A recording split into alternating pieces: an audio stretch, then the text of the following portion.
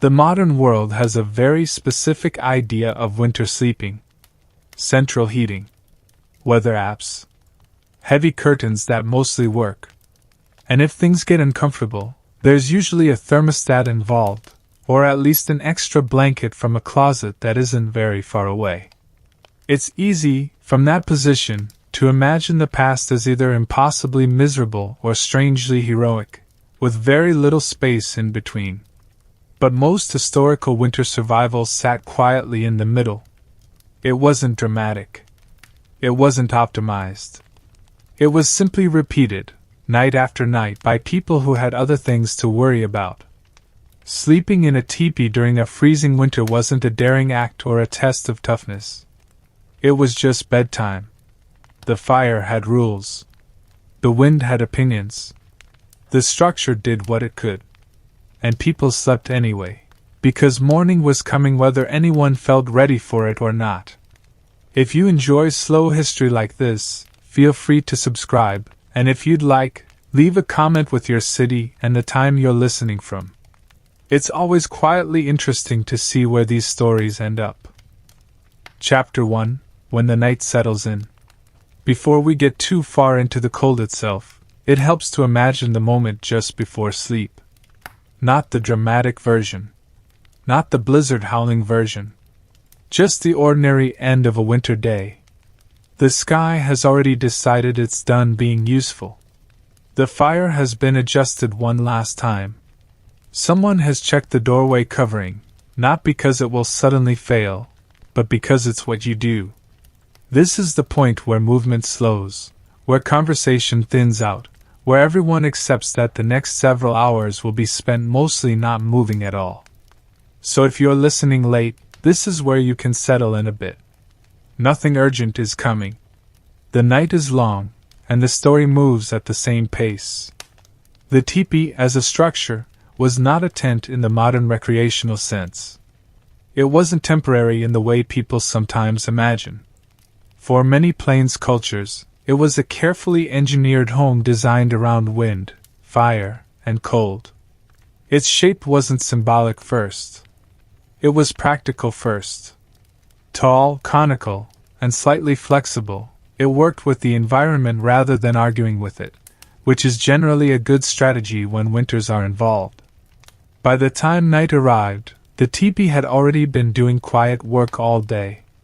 The sun, when it showed up, warmed the hide covering just enough to take the edge off the interior chill.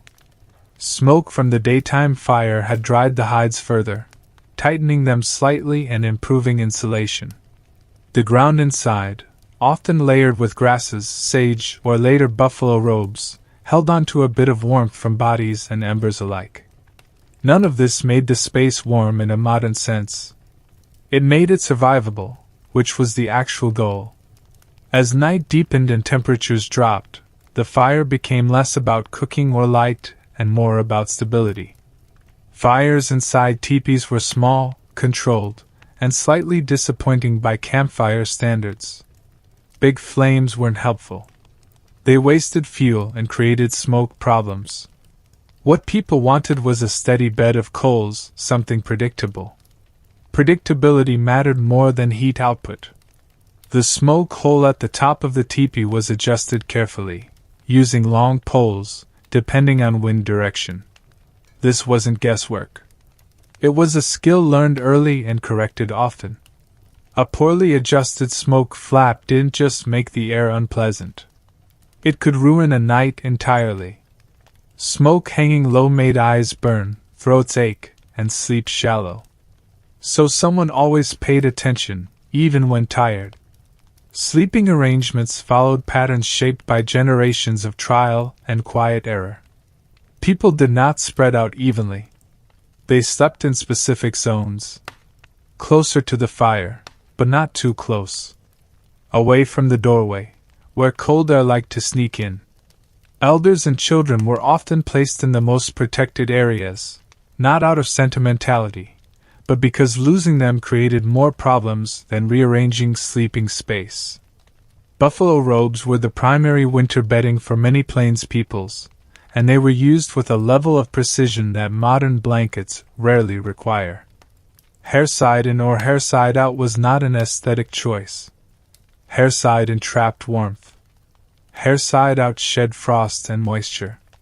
On particularly cold nights, robes were layered, sometimes folded in ways that created pockets of still air. The idea was not comfort. It was thermal management. People slept in their clothing. This wasn't because they lacked pajamas. It was because removing layers meant starting the next day already cold. Clothing absorbed body heat over time. Taking it off reset that process. So most people adjusted layers slightly but stayed dressed, belts loosened, moccasins sometimes kept on if the night was especially bitter. The floor of the teepee mattered more than it gets credit for. Cold rises slowly, but it rises. Ground insulation was essential. Dried grasses, reeds, pine boughs, and later trade blankets created a buffer between bodies and frozen earth. Without it, even the best robe lost effectiveness. People knew this. The floor was maintained deliberately, not casually thrown together. The doorway covering was another quiet factor. Teepees faced east whenever possible, partly for ceremonial reasons, but also because prevailing winds were often from the west. The entrance flap, usually made of hide, was secured at night to minimize drafts. Still, some cold air always found its way in. It wasn't a failure. It was expected. Absolute sealing was neither possible nor desirable, given the need for airflow around the fire. Nighttime sounds inside a winter teepee were muted and repetitive. The fire cracked occasionally. Wind brushed the hide covering in long, uneven strokes. Someone shifted position, causing robes to rustle softly. These were not disturbances. They were reassurance. Silence, complete silence, usually meant something had gone wrong. Sleep itself was not deep in the way modern sleep aims to be. It came in layers. Light sleep. Half-waking moments. Adjusting a robe. Feeding a small stick into the fire. Checking a child. Then drifting again. This pattern wasn't considered poor sleep. It was simply sleep adapted to conditions. Children learned early how to sleep this way. They learned not to kick off coverings. Not to wander too close to embers. Not to panic when cold air brushed their face. Fear burned energy. Calm conserved it. That lesson came quietly, reinforced by routine rather than lectures. Elders often slept lightly, whether by habit or necessity. Experience made them sensitive to changes in sound and temperature. A shift in wind direction could be felt through the structure. A fire dying too quickly had a different sound. These cues weren't dramatic alarms. They were subtle nudges, enough to prompt a small correction before discomfort became danger. And while that quietly carried on, outside the teepee, winter did what it always did. Temperatures dropped steadily. Frost crept across the plains. Animals settled into their own nighttime routines. None of it was hostile. None of it was kind. It simply existed, and the teepee existed within it, holding just enough warmth to get everyone to morning. The idea of freezing to death in one's sleep is a modern fear shaped by unfamiliarity. In reality, people were acutely aware of cold and responded to it constantly. Death from exposure was more likely during travel, storms, or illness, not inside a well-managed winter camp. The teepee was designed to prevent exactly that kind of quiet ending. Morning, when it came, arrived slowly. Light filtered through the smoke hole. The fire, if tended well, still held embers. Someone stirred first, not because they were rested, but because it was time. Cold did not negotiate. It demanded movement. But that is later. For now, the night remains in place. The fire glows softly. The wind tests the structure and moves on. Robes hold warmth in stubborn layers. And sleep, imperfect and sufficient, continues doing its quiet work. Chapter 2: The Fire That Was Never Allowed to Rest. The fire inside a winter teepee was never treated as a source of comfort.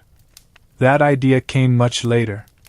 In winter, fire was closer to a living obligation. It required attention without demanding conversation. It asked for small adjustments and punished neglect quietly, usually several hours after the mistake had been made. People did not sit and admire it. They managed it, planned around it, and worried about it while pretending not to. A winter fire was almost never allowed to go completely out. Letting it die meant starting over, and starting over in deep cold cost time, fuel, and body heat. Rekindling a fire required movement, breath, and patience, all of which were less abundant at 3 in the morning when the air inside the teepee felt sharper than it had a few hours earlier. So the goal was not a strong flame, but continuity. A low bed of coals was ideal. It radiated steady heat and responded quickly when fed. Fuel selection mattered more than quantity. Plains environments did not offer dense forests everywhere, and hauling large amounts of wood was rarely practical. Dried buffalo chips, fallen branches, and driftwood were common fuels, each with different burn characteristics. Buffalo chips burned hot and fast, producing good heat but requiring frequent feeding.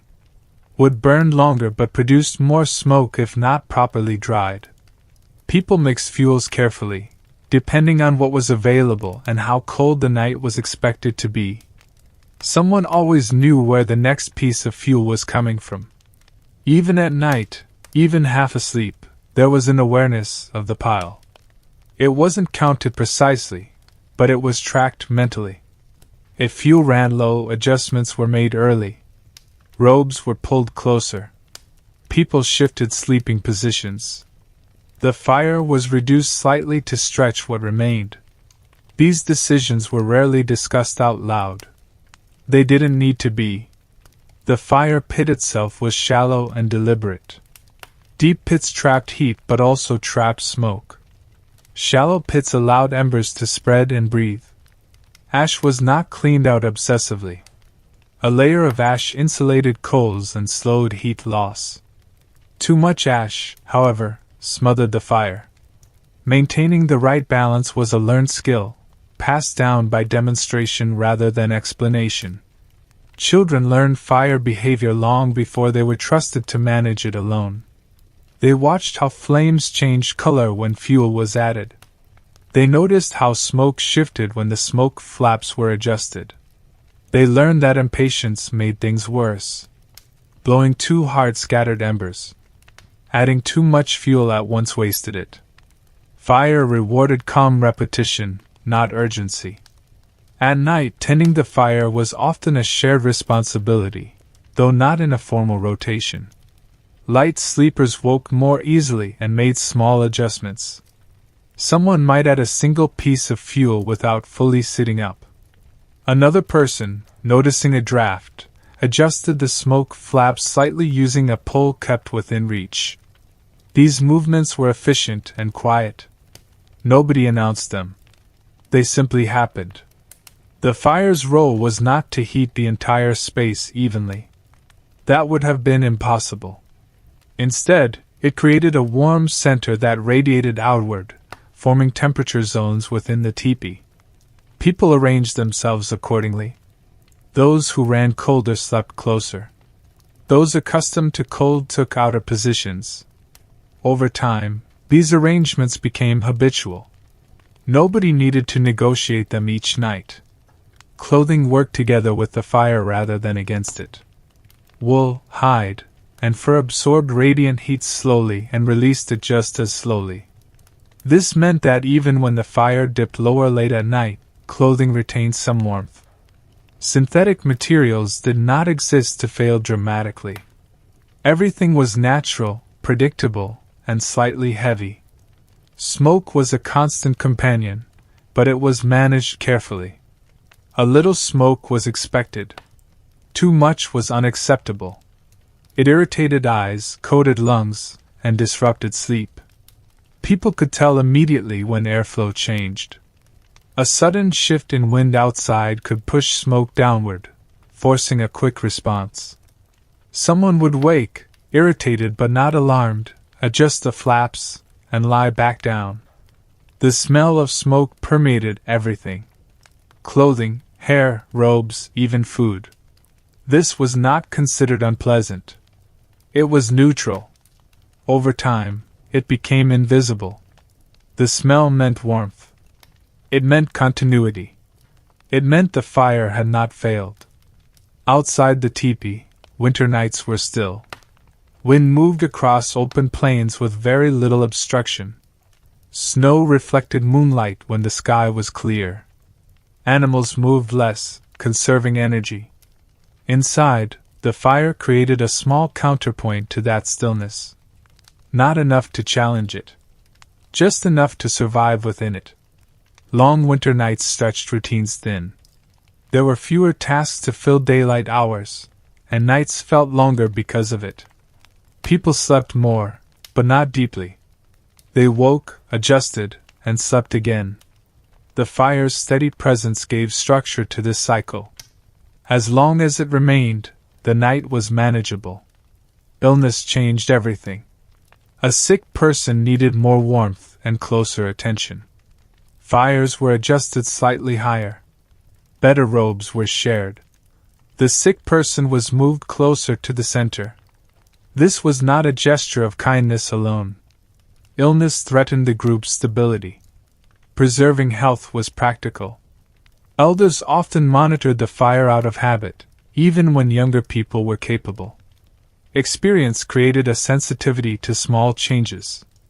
The sound of embers settling. The smell of smoke thinning. These cues mattered. They allowed problems to be corrected before they became uncomfortable, let alone dangerous. Winter storms tested the system more than ordinary cold. High winds pulled heat away faster. Snow accumulated on the teepee covering, adding insulation but also weight. Poles flexed slightly under the load. Inside, the fire worked harder, but fuel consumption increased. People adjusted expectations. Nobody expected full warmth during a storm. They expected adequacy. During severe cold snaps, the fire might be kept slightly higher through the night. This required more fuel and more waking adjustments. Sleep became lighter and more fragmented. But it remained sleep. The alternative was not sleeping at all, which was worse. Morning routines began with the fire. Before eating. Before conversation.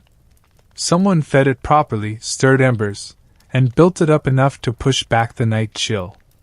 Only then did the day start. This sequence never changed. Fire first. Everything else after.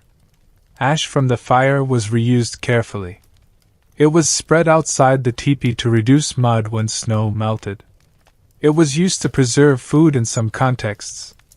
Nothing produced by the fire was wasted. Fuel scarcity shaped behavior long before conservation became a concept. Children sometimes fell asleep watching the fire.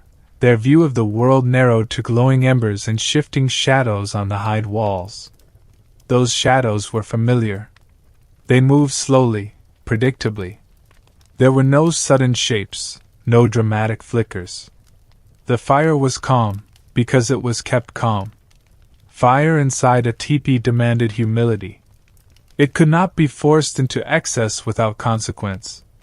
Too much heat dried hides excessively, causing them to shrink unevenly. Too much smoke made the space unlivable. Too little attention led to cold. Balance was not optional. It was enforced by reality. The relationship between people and fire during winter was not emotional.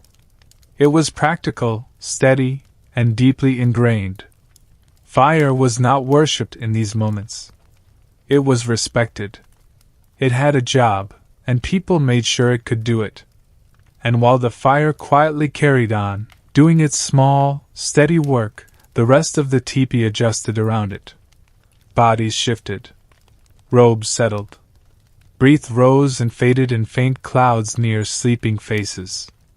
Outside, the cold pressed in without urgency, confident in its patience. The fire answered with patience of its own, ember by ember, holding the line until morning arrived again. Chapter 3: The Quiet Engineering of Hide and Pole. The teepee did not announce its intelligence.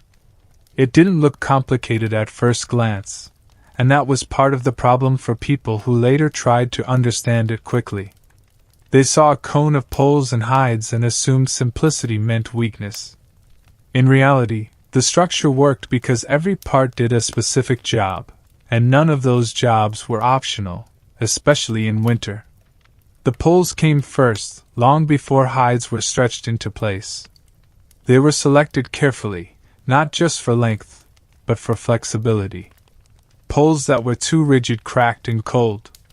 Poles that bent too easily shifted under snow load. People learned which trees produced the right balance, and they returned to those sources repeatedly. A familiar pole was trusted more than a new one. Setting the poles was a practice routine, not a casual act. The first three formed a tripod, establishing the entire structure's balance. If that tripod leaned slightly wrong, everything else compensated poorly. Winter exposed these errors quickly. Wind found weak angles. Snow settled unevenly. So the base mattered. It always did. Once raised, the poles created a frame that distributed weight downward rather than outward. Snow pressing from above did not collapse the teepee inward. It slid, or it added insulation temporarily. This was not accidental. A vertical wall would have failed. The cone allowed winter to rest briefly and move on. The hide covering, usually made from multiple buffalo hides sewn together, was both barrier and regulator. It blocked wind but allowed controlled airflow.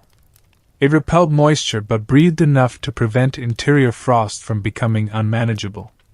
In extreme cold, moisture inside a sealed space becomes a serious problem. Breath freezes. Condensation builds. The teepee avoided this by never being completely closed. Hides were prepared specifically for winter use. They were scraped, stretched, and smoked, a process that made them more resistant to moisture and decay. Smoking also helped deter insects, which were less of a winter concern but still part of long-term storage. The result was a covering that could withstand repeated freeze-thaw cycles without becoming brittle. As temperatures dropped at night, the hides stiffened slightly. This tightening reduced gaps between seams, improving insulation. During the day, when the sun warmed them even marginally, they relaxed. This daily expansion and contraction was expected. People accounted for it when setting the structure, leaving just enough slack to prevent tearing. Inside the teepee, the shape influenced air movement constantly. Warm air rose toward the smoke hole, drawing fresh air in near the ground. This created a slow, continuous circulation. It wasn't noticeable unless something went wrong. When circulation failed, smoke lingered, frost formed on interior surfaces, and sleep suffered. The smoke flaps at the top were the most adjustable part of the structure. Controlled by long poles, they responded to wind direction and fire behavior. In winter, they were rarely fully open. Too much opening invited cold air downward. Too little trapped smoke. Finding the middle ground was a nightly task. Snow accumulation on the hide was not always removed immediately. A thin layer acted as insulation, reducing heat loss. Too much, however, added weight and risked stretching seams. Someone would occasionally step outside, brush off excess snow, and return, their movement barely acknowledged inside. This maintenance was routine, not urgent. The doorway, a weak point in any shelter, was addressed with layers. An inner door covering reduced drafts. An outer flap blocked wind. Entering and exiting was done carefully to avoid disrupting interior air balance. People learned to move sideways, lifting the flap just enough, slipping through, and sealing it again quickly. Inside, personal spaces were arranged along the wall, following the circular shape. This left the center open for the fire and allowed people to lean slightly against the poles when sitting or lying down. The wall was not cold in the way a stone wall would have been. It held some warmth and reflected radiant heat back inward. Robes hung on poles served multiple purposes. They added insulation, created privacy, and acted as windbreaks inside the structure. Nothing was decorative without also being functional. Even small adjustments, like shifting a hanging robe, could change airflow and warmth in a specific area. Winter nights tested these systems constantly. Wind direction shifted unpredictably. Temperatures dropped lower than expected. Snow fell heavier than forecasted, though no one called it that. Each change required small responses. Adjusting flaps. Adding fuel. Moving a robe. The structure itself did not fail. It adapted. Children learned these adjustments through observation. They watched adults read the tipi's behavior. They noticed how a certain sound meant a draft. How a certain smell meant smoke was not venting properly. These lessons were not formal. They were absorbed quietly, reinforced night after night. When repairs were needed, they were done promptly. A torn seam was not left for later. Later was colder. Later was worse.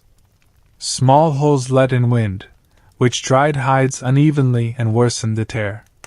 Winter demanded immediacy. Procrastination was a luxury reserved for warmer seasons. Despite all this attention, tipis were not sealed bubbles of warmth. Cold remained present. Faces felt it. Breath condensed in the air. Sleeping meant accepting some discomfort. But the discomfort was controlled. It stayed within tolerable limits. The structure's greatest strength was its predictability. People knew how it would behave in certain conditions. That knowledge reduced anxiety. Uncertainty drains energy faster than cold. Knowing that the tipi would hold, as it always had, allowed people to rest. When storms passed, the tipi showed signs of wear, but rarely failure. Poles might shift slightly. Hides might need tightening. These were expected outcomes, not emergencies. The structure had done its job. And while the night stretched on, the tipi continued its quiet work. Holding heat just long enough. Letting smoke escape just fast enough. Bending without breaking. Outside, winter moved across the plains, indifferent as always. Inside, a carefully balanced system endured, not through strength alone, but through understanding. By morning, frost clung to the exterior. Snow lay in uneven drifts around the base. Inside, embers still glowed faintly. People woke, stiff but alive, ready to repeat the process again, because winter did not care that yesterday had already been survived. Chapter 4: Sleeping Bodies and Borrowed Warmth. Winter sleeping in a tipi was not a solitary activity, even when no one spoke. Bodies were part of the heating system, whether anyone framed it that way or not. Heat generated by people and animals, captured and redistributed by robes, hides, and shared space, made the difference between endurance and failure. This was understood instinctively long before it was ever explained. People did not spread out to claim personal space. Space was something to be managed carefully, especially at night. Sleeping close reduced exposed surface area and slowed heat loss. This was not about affection or social bonding in the moment. It was simply efficient. The body produced warmth constantly, and letting it escape into empty space was wasteful. Families developed habitual sleeping arrangements that changed very little over time. Adults took outer positions. Children were placed between them or closer to the wall where drafts were less direct. Elders were positioned where airflow was most stable. These patterns were learned through experience, adjusted after cold nights, and then quietly repeated. Robes were shared strategically. A single heavy buffalo robe could cover more than one person if arranged carefully. Overlapping layers created pockets of trapped air. People learned how to fold and tuck without sealing off airflow completely. Complete sealing led to condensation and dampness, which made cold worse later. Clothing functioned as both insulation and bedding. Layers were adjusted rather than removed. A loosened belt allowed garments to overlap more effectively. Sleeves were pulled down over hands. Hoods were positioned to block drafts without restricting breath. Small changes mattered more than dramatic ones. Moccasins were sometimes kept on, especially for those sleeping closer to the door. Cold entering from the ground moved slowly but steadily. Protecting feet prevented waking from numbness, which was more disruptive than many people realized. Cold feet led to shifting led to exposed skin, and exposed skin led to losing heat faster. Children were taught early how to sleep without thrashing. Sudden movements displaced robes and disrupted shared warmth. A child who kicked off coverings in the night quickly learned the consequences. Cold corrected behavior more effectively than scolding. Over time, stillness became natural. Illness changed sleeping arrangements immediately. Someone with a fever might be uncomfortably warm at first, but as energy drained, warmth became harder to maintain. Sick individuals were moved closer to others. Robes were rearranged. People accepted temporary discomfort to prevent worse outcomes. Health was not private. It was communal. Nighttime breathing patterns created subtle rhythms in the space. Exhaled air rose, carrying moisture upward. This moisture sometimes froze near the smoke hole, forming thin frost that flaked off later. Inside, the sound of breathing was constant but unremarkable. It blended with the fire and the wind, forming a steady background that made sleep possible. Animals sometimes shared the space or slept immediately outside. Dogs were common companions, curling near people and adding another layer of warmth. They knew where to position themselves. They avoided embers and drafts instinctively. Their presence was practical, not sentimental. The idea of individual beds did not exist in the modern sense. Bedding was modular. Robes could be folded, stacked, or wrapped depending on conditions. This flexibility allowed quick adaptation to temperature changes. A sudden cold snap did not require new furniture. It required rearrangement. Sleeping positions mattered. People often slept on their sides, reducing exposed surface area. Curling slightly conserved heat. Lying flat on the back increased heat loss from the chest and abdomen. These positions were not taught formally. They were discovered through experience. Nighttime awakenings were expected. Someone might wake briefly from cold, adjust a robe, and fall back asleep without fully registering the event. This fragmented sleep was normal. The body adapted to it. There was no expectation of uninterrupted rest. Elders sometimes used these waking moments to check on others without making a show of it. A small adjustment to a child's covering. A hand placed briefly to feel warmth. These gestures were efficient and silent. Care did not announce itself. During extreme cold, people slept closer together than usual. Personal boundaries shifted without comment. Privacy yielded to necessity. This was temporary and understood as such. When temperatures rose, space expanded again. The tipi itself amplified the effects of shared warmth. Radiant heat from bodies reflected off the curved walls, reducing loss. The circular arrangement minimized corners where cold could concentrate. Everything worked together, imperfectly but adequately. Morning revealed the effects of the night. Robes were rimmed with frost where breath had condensed. Hair sometimes stiffened slightly near the face. These signs were familiar. They were not alarming. They meant the system had held.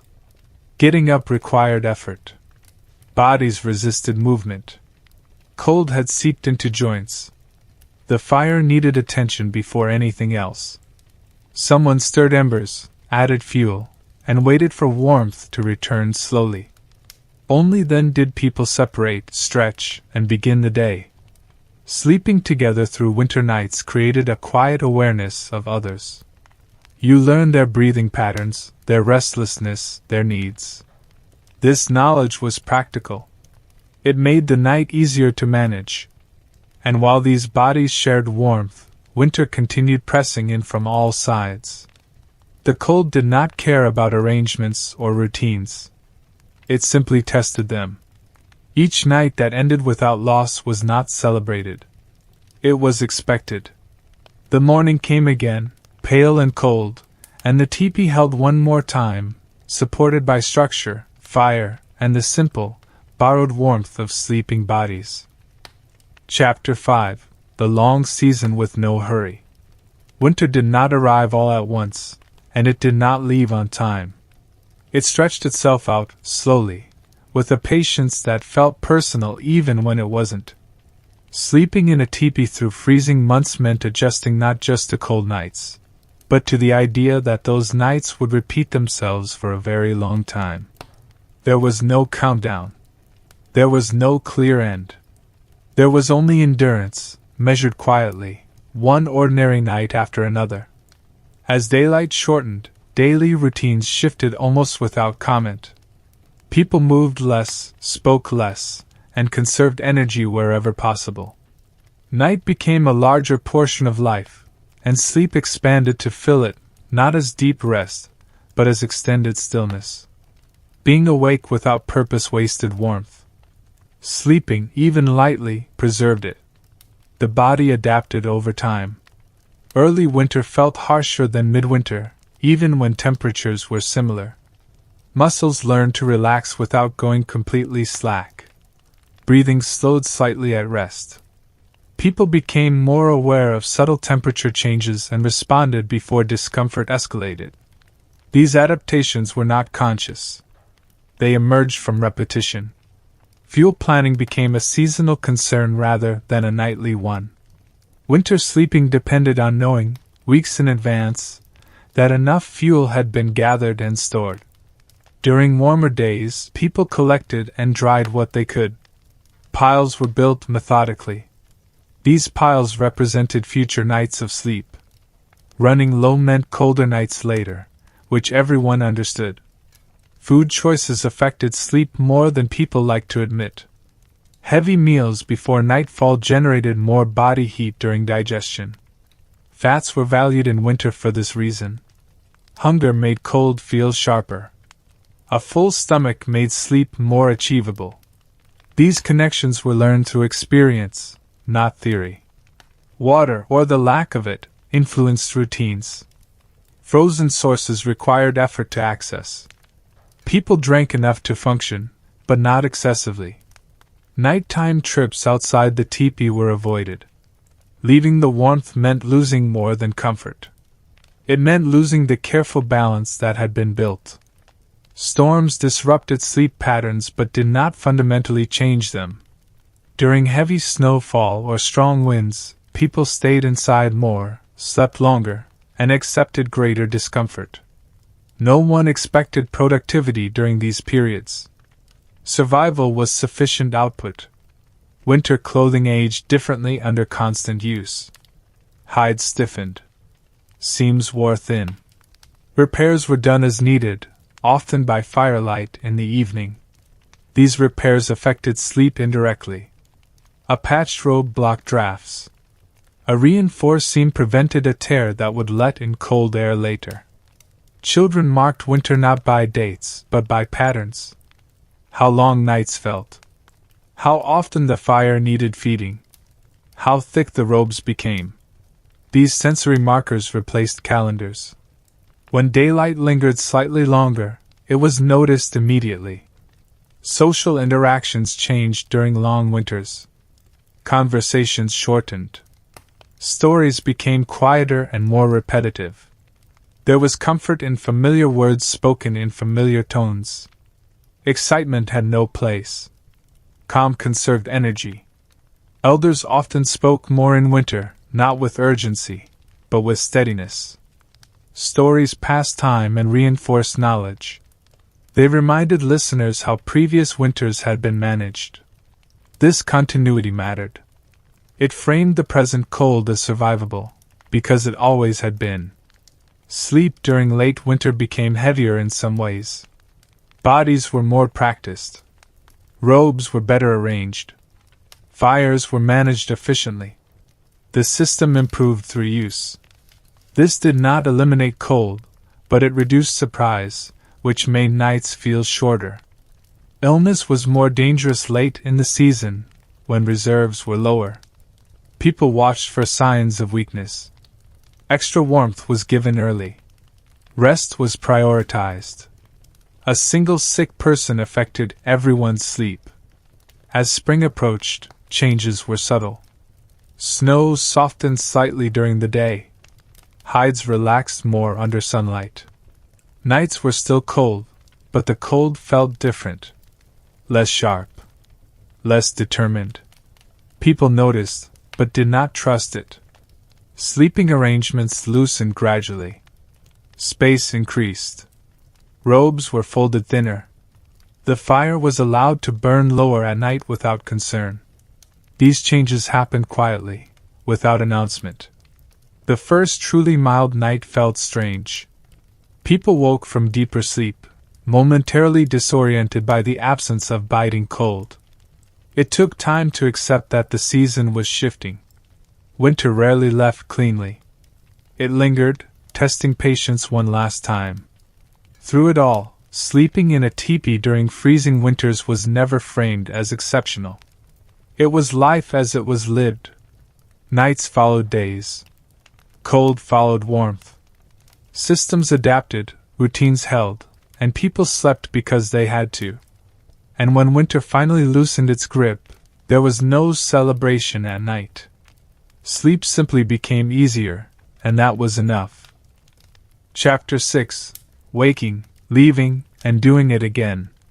Morning in winter did not arrive with enthusiasm. It crept in slowly, uncertain, filtered through the smoke hole and thin places in the hide where light always found a way. Waking was not an event.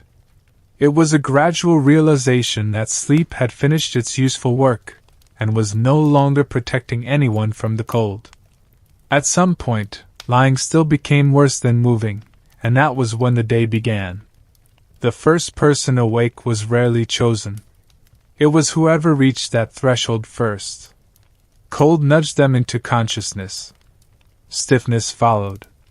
They lay still for a moment, gathering resolve, before shifting carefully so as not to disturb others more than necessary. Morning courtesy mattered. Sudden movements displaced warmth, and woke people prematurely. The fire came first, always. Before conversation. Before food. Before planning. Someone reached for fuel kept within arm's length, feeding the embers and waiting for response. Flames appeared reluctantly, then steadied. Warmth returned slowly, enough to justify sitting up. As the fire grew, people separated slightly. Robes were adjusted. Frost shaken loose. Hands were held near the heat briefly, not to thaw completely, but to restore sensation. Too much heat too quickly caused discomfort. Gradual warming was better. Breath hung visibly in the air for a while, even after the fire strengthened. This was expected. The teepee did not transform instantly. It responded at its own pace. Patience was part of the routine. Children woke next, drawn by movement and sound. They were encouraged to stay wrapped until the fire had done more work.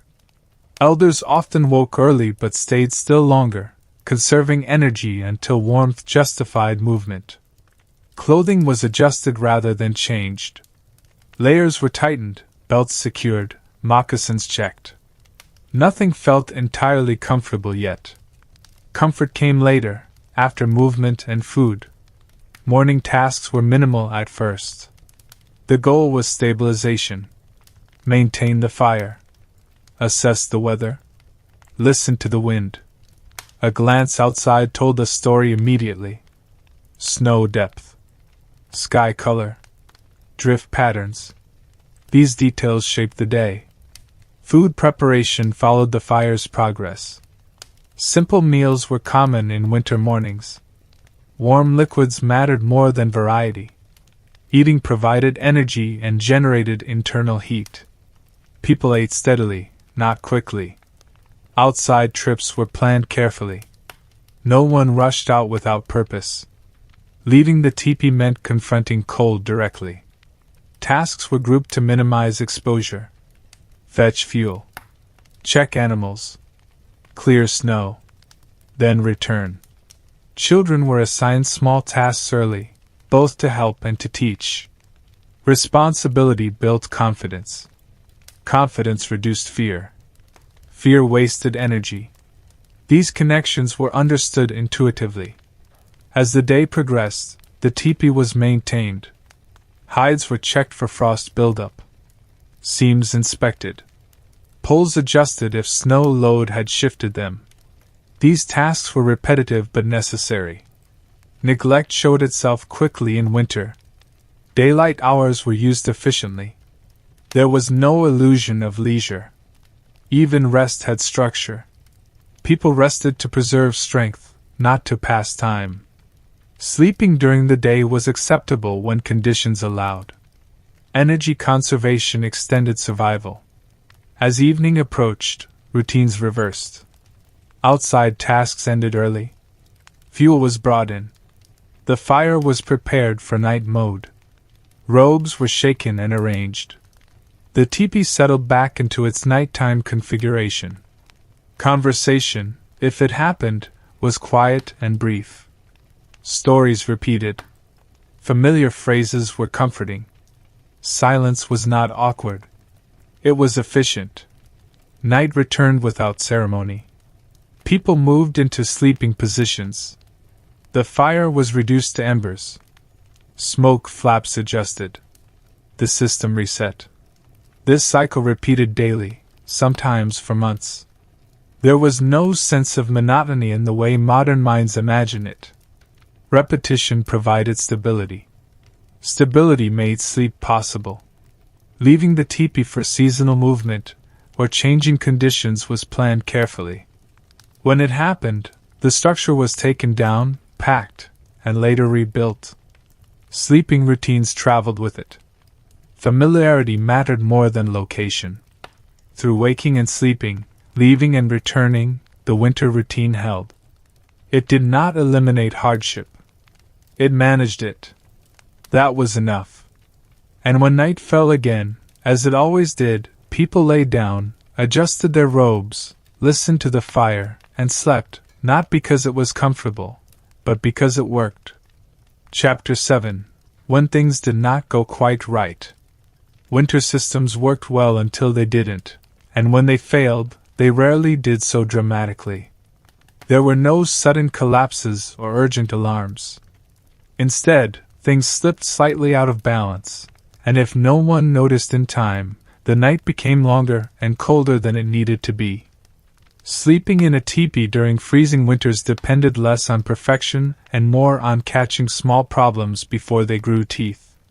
One of the most common issues was fuel miscalculation.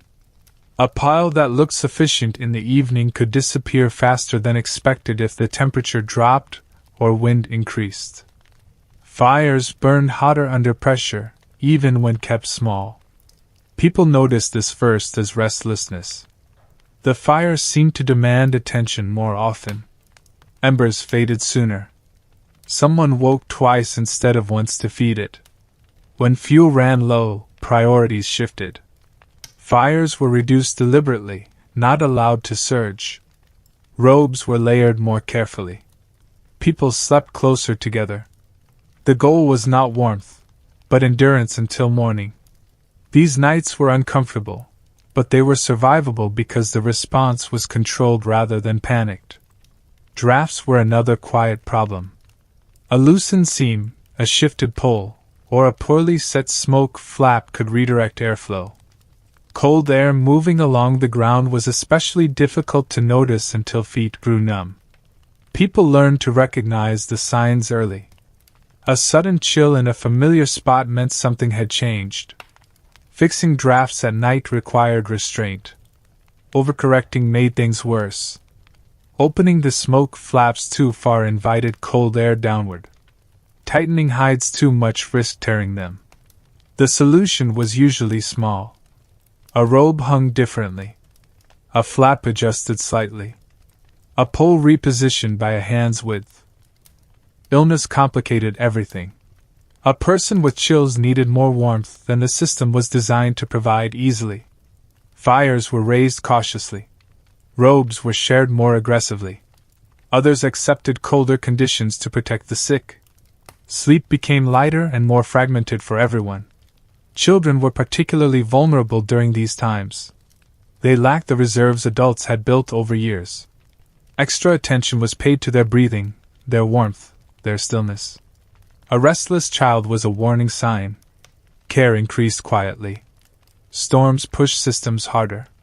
Wind forced smoke downward unpredictably. Snow accumulation tested pole strength. Nights during storms were rarely restful. People woke often, adjusting and readjusting. Sleep came in short segments. Morning brought relief, not because it was warm, but because the night had ended. Sometimes mistakes were made. A fire died lower than intended. A robe slipped away unnoticed. Someone woke too late and spent hours shivering before dawn. These experiences were remembered, not as trauma, but as lessons. The system improved because of them. Loss, when it occurred, was not discussed lightly. Exposure rarely took someone inside a well-managed tipi, but illness combined with cold could. When it happened, routines changed. People adjusted behavior to prevent repetition. Memory became part of survival. Equipment failure was another risk. A torn hide, a cracked pole, a broken fastening could compromise the structure. Repairs were made immediately if possible. If not, adjustments compensated. More insulation. Different sleeping arrangements. Temporary fixes carried people through. Despite these challenges, panic was rare. Panic wasted energy and led to poor decisions. Experience taught calm responses. Problems were addressed one at a time, in order of impact. Fire, airflow, insulation. Always in that order. Sleep during difficult nights was shallow and unsatisfying. But it was still sleep. Even short periods of rest mattered. People accepted this. Expecting comfort would have made the experience unbearable. By morning, the night's difficulties were assessed. What went wrong? What could be done differently? These reflections were practical, not emotional. Winter did not invite sentimentality. And while some nights tested endurance more than others, most passed without incident. The system held because it was flexible. It bent rather than broke. The memory of difficult nights lingered just enough to sharpen attention on easier ones. When conditions improved, people appreciated the difference without celebrating it. Comfort was temporary. Preparedness was permanent. And so, even when things did not go quite right, people slept, woke, adjusted, and continued, because winter did not pause for reflection, and neither could they. Chapter 8. Learning the Night Without Being Taught. No one sat down and explained winter sleeping as a system. There were no formal lessons, no diagrams drawn in the dirt, no moment where someone said, "This is how we survive the night." Knowledge moved more slowly than that. It seeped in through repetition, observation, and the quiet correction of small mistakes. By the time a person realized they knew how to sleep through a freezing night, they had already been doing it for years. Children learned first by being placed correctly. Where they slept told them something before words ever did. Too close to the door felt different. Too far from the fire felt different. They noticed which positions led to waking cold, and which allowed sleep to stretch longer. These were lessons delivered by the night itself. Adults rarely corrected verbally unless necessary. Instead, they adjusted things. A robe pulled back into place. A body nudged slightly closer to warmth. A hand briefly resting on a shoulder to encourage stillness. These actions carried information without interrupting sleep more than needed. Over time, children learned to anticipate adjustments. They tucked robes automatically. They curled their bodies instinctively. They stopped fighting the night and started working with it. This shift was subtle, but it marked the difference between enduring winter and understanding it. Stories told during winter evenings reinforced this learning. Not dramatic stories. Familiar ones. Accounts of previous winters, of camps that moved too late, of fires that needed more attention than expected. These stories were not told to frighten. They were told to normalize difficulty. They framed hardship as routine rather than exceptional. Elders played a particular role in this transmission of knowledge. They spoke calmly about past mistakes, including their own. There was no shame attached to error, only consequence. The lesson was clear: survival came from noticing sooner next time. Listening mattered as much as doing.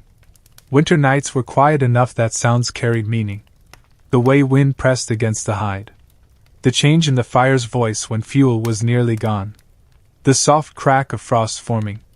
These sounds became signals, and recognizing them came from exposure, not instruction. Young people learned when not to move. Restlessness wasted warmth and disturbed others. Stillness conserved energy. This was not enforced harshly. It was reinforced by experience. Those who moved too much slept worse. The night taught its own discipline. Observation extended beyond the teepee itself. People noticed weather patterns and how they translated indoors. A certain kind of cloud cover meant colder nights. A particular wind direction affected smoke behavior. These correlations were learned gradually, stored mentally, and recalled without effort. As people grew older, responsibility increased naturally. Someone was trusted to manage the fire for part of the night. Another adjusted smoke flaps independently. These tasks were given when readiness was apparent, not when age dictated it. Readiness showed itself in attentiveness. Mistakes made by learners were rarely catastrophic because the system was redundant. Others noticed. Corrections were made quietly. This allowed learning without serious risk. It also built confidence, which mattered as much as competence. Knowledge about winter sleeping was not universal even within a group. Individuals developed specialties. Some were especially attuned to fire behavior. Others noticed airflow changes quickly. Some had an instinct for arranging bedding efficiently. These differences were accepted and used. The idea of mastery was understated. No one declared themselves an expert sleeper. Competence was assumed when problems did not arise. Success was invisible. Failure was instructive. As generations passed, methods evolved slightly. New materials introduced small changes. Trade blankets supplemented hides. Metal tools altered fire management. But the core principles remained: insulation, airflow, shared warmth, attention. These did not change because they did not need to. Learning also included knowing limits. When conditions exceeded what a camp could manage comfortably, movement occurred. Seasonal migration was not only about food. It was about sheltering from extremes. Knowing when to move was part of knowing how to sleep. Winter sleeping knowledge traveled with people. When camps relocated, routines reassembled quickly. Familiar arrangements were recreated in new places. This continuity reduced stress. It made unfamiliar landscapes manageable. Silence played a role in teaching as well. Quiet nights allowed focus. There was time to notice details that busy seasons obscured. Winter slowed life enough to make learning unavoidable. By adulthood, people rarely reflected on how they slept. It was automatic. The night came, adjustments were made, and sleep happened. Conscious thought was reserved for unusual conditions. The transmission of this knowledge was fragile in one sense. It required continuity. It required winters experienced, not described. When that continuity was disrupted, the knowledge faded quickly. Written records could not replace embodied understanding. But while it lasted, it was effective. It produced generations who knew how to lie down in the cold and wake again. Who understood that sleep was not a luxury but a tool. Who accepted discomfort without dramatizing it. And so the night continued to teach, quietly, patiently, shaping behavior without speeches or ceremonies. People learned by sleeping, and sleeping by learning, until winter passed and the lessons rested, waiting for the cold to return again. Chapter 9. When the world outside kept moving. Even in the deepest winter, life beyond the teepee did not stop.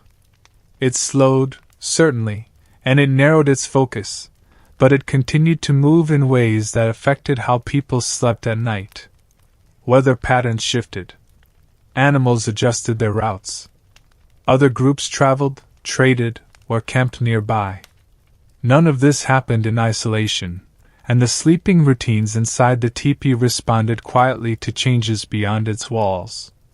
Travel during winter was deliberate and limited, but it still occurred. When people returned from journeys, their condition influenced the night immediately. Someone who arrived cold and exhausted needed more warmth. Fires were raised slightly. Sleeping arrangements shifted. The system absorbed the disruption without comment. Visitors altered nighttime routines as well. Additional bodies meant additional heat, but also less space. Robes were rearranged. Sleeping zones compressed. These adjustments were made quickly, reflecting an understanding that shelter was meant to be shared when necessary. Trade, when it happened, often brought new materials into the sleeping system. Blankets, metal tools, or different types of clothing introduced small changes. Some were improvements. Others required adaptation. New materials behaved differently near fire and cold. Learning their limits took time. Animals influenced sleep indirectly. Herd movements determined camp locations. Camps positioned near winter grazing grounds experienced different wind patterns and snow accumulation. These factors affected teepee orientation and maintenance. Sleeping conditions followed. Dogs played a steady role in this outdoor-indoor connection. They moved between spaces, carrying snow and cold with them, but also warmth. Their behavior at night sometimes signaled changes. Restlessness could indicate approaching weather shifts. People noticed. Sounds from outside entered the teepee faintly. Wind, distant movement, the occasional call of an animal. These sounds were registered but not interpreted dramatically. They were part of the background. Silence, when it came unexpectedly, was sometimes more noticeable.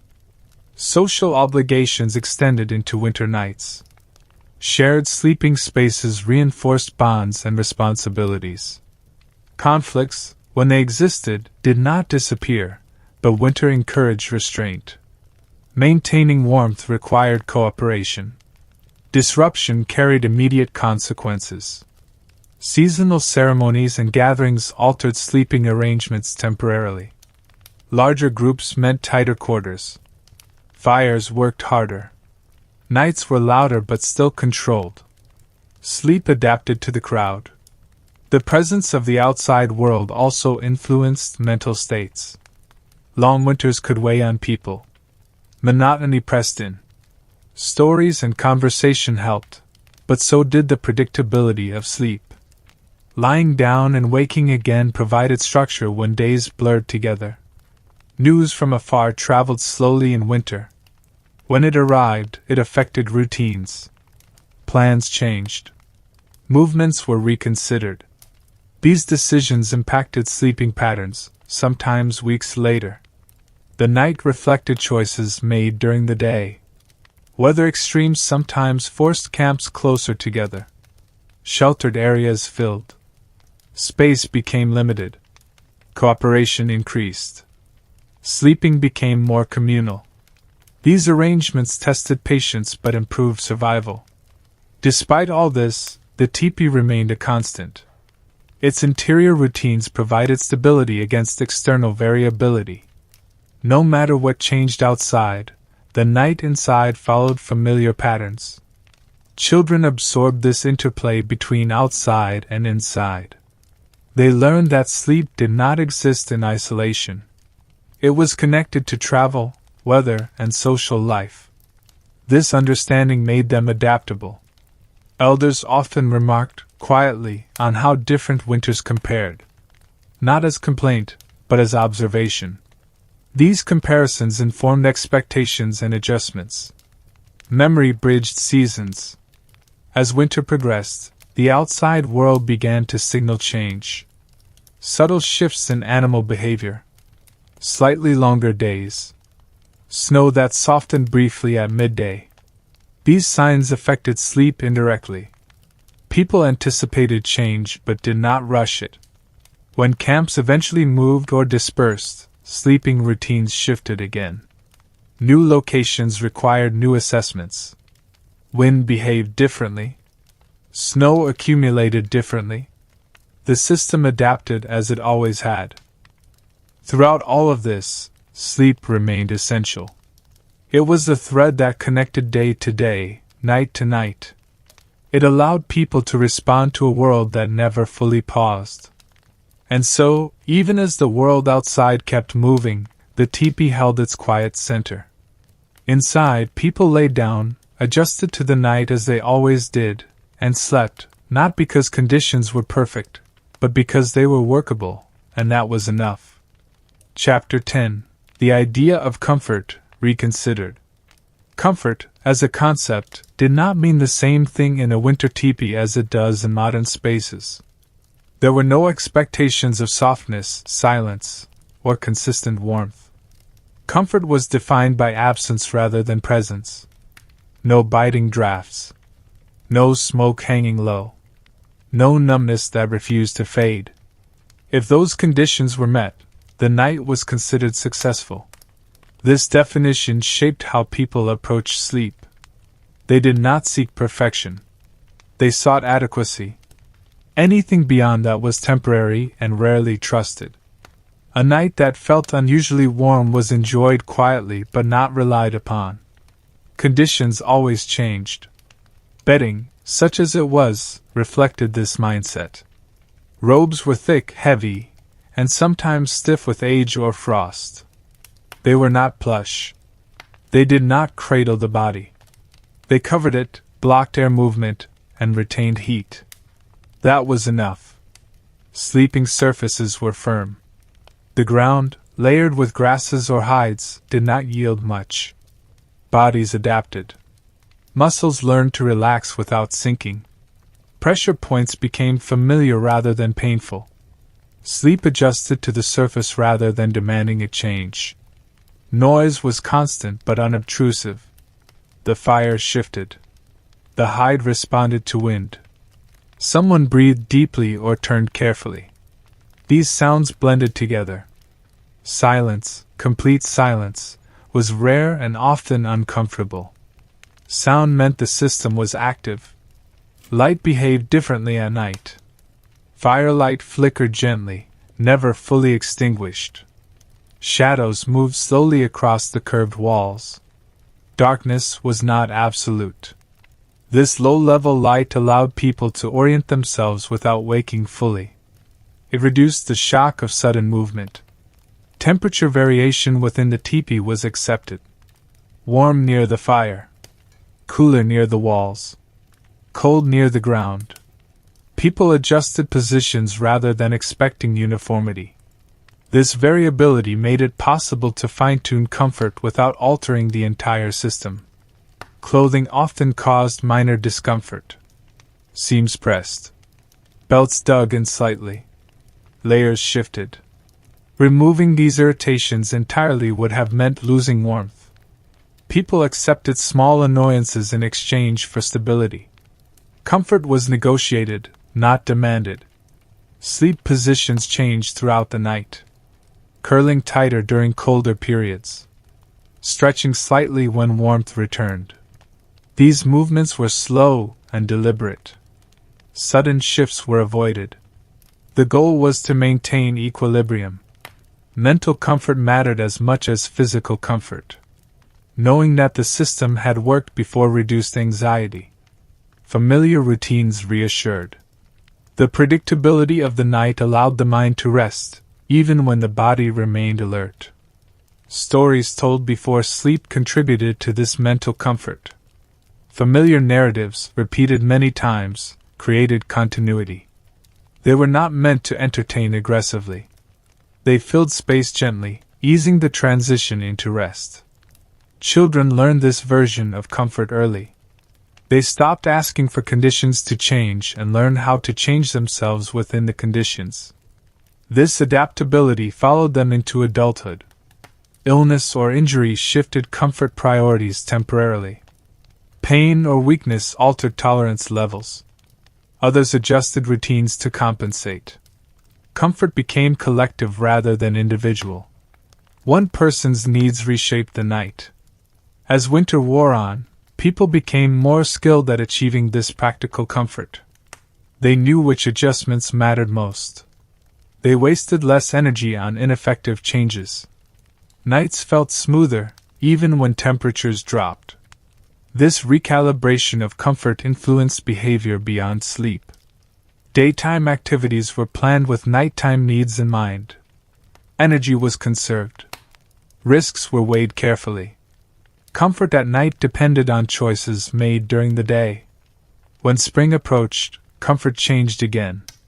Warmer nights felt strange. People sometimes woke unnecessarily, expecting cold that did not arrive.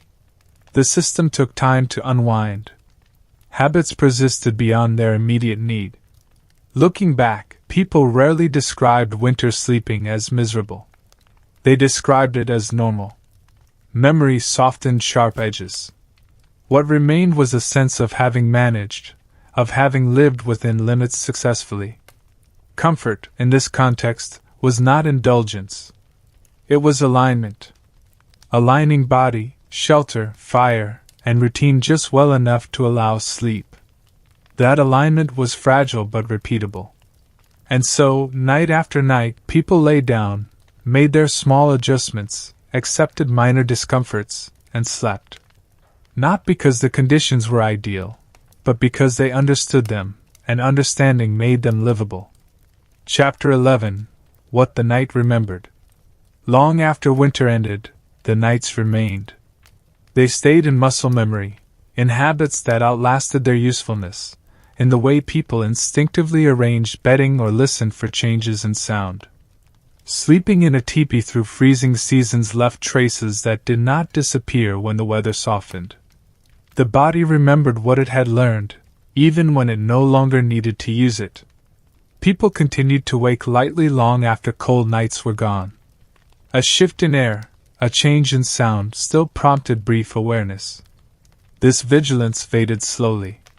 It had been necessary for too long to vanish quickly. Sleep gradually deepened again, but not immediately. Robes were still folded with care. Even in warmer conditions, people arranged bedding efficiently, minimizing gaps and drafts that no longer mattered. Old habits lingered because they had worked. Letting them go felt unnecessary. Fire management remained conservative. Fires were not built larger simply because fuel was plentiful.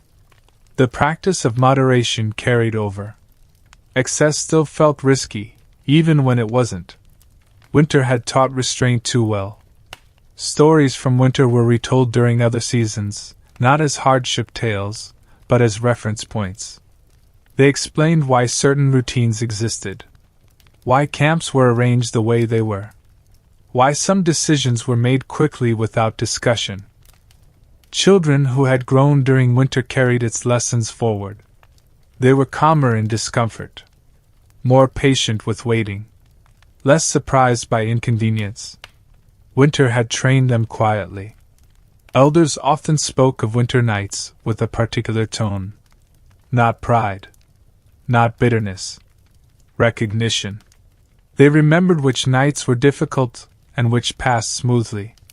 These memories shaped advice given later, often indirectly. The teepee itself showed evidence of winter long after snow melted.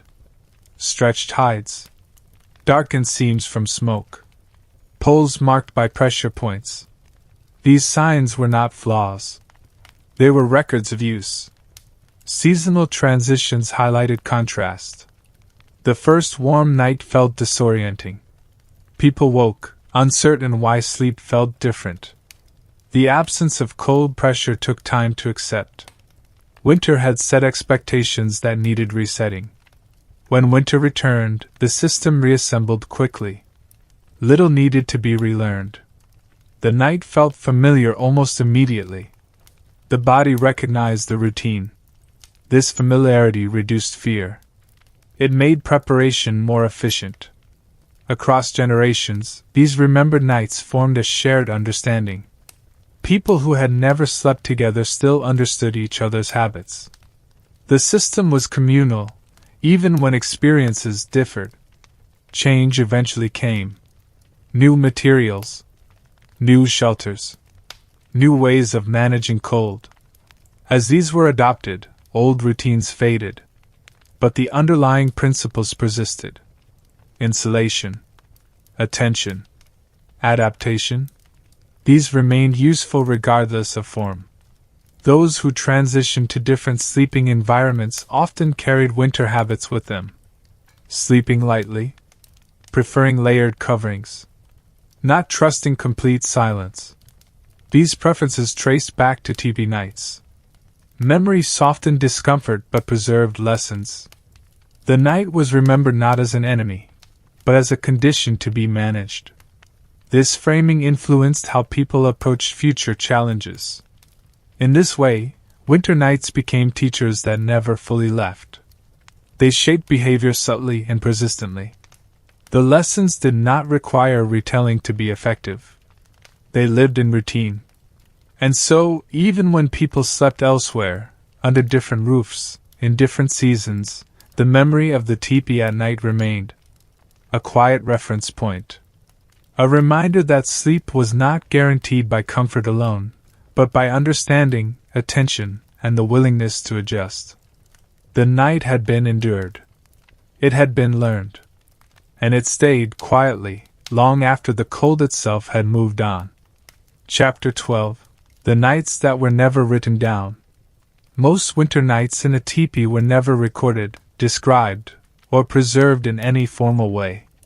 They left no documents, no drawings, no measurements.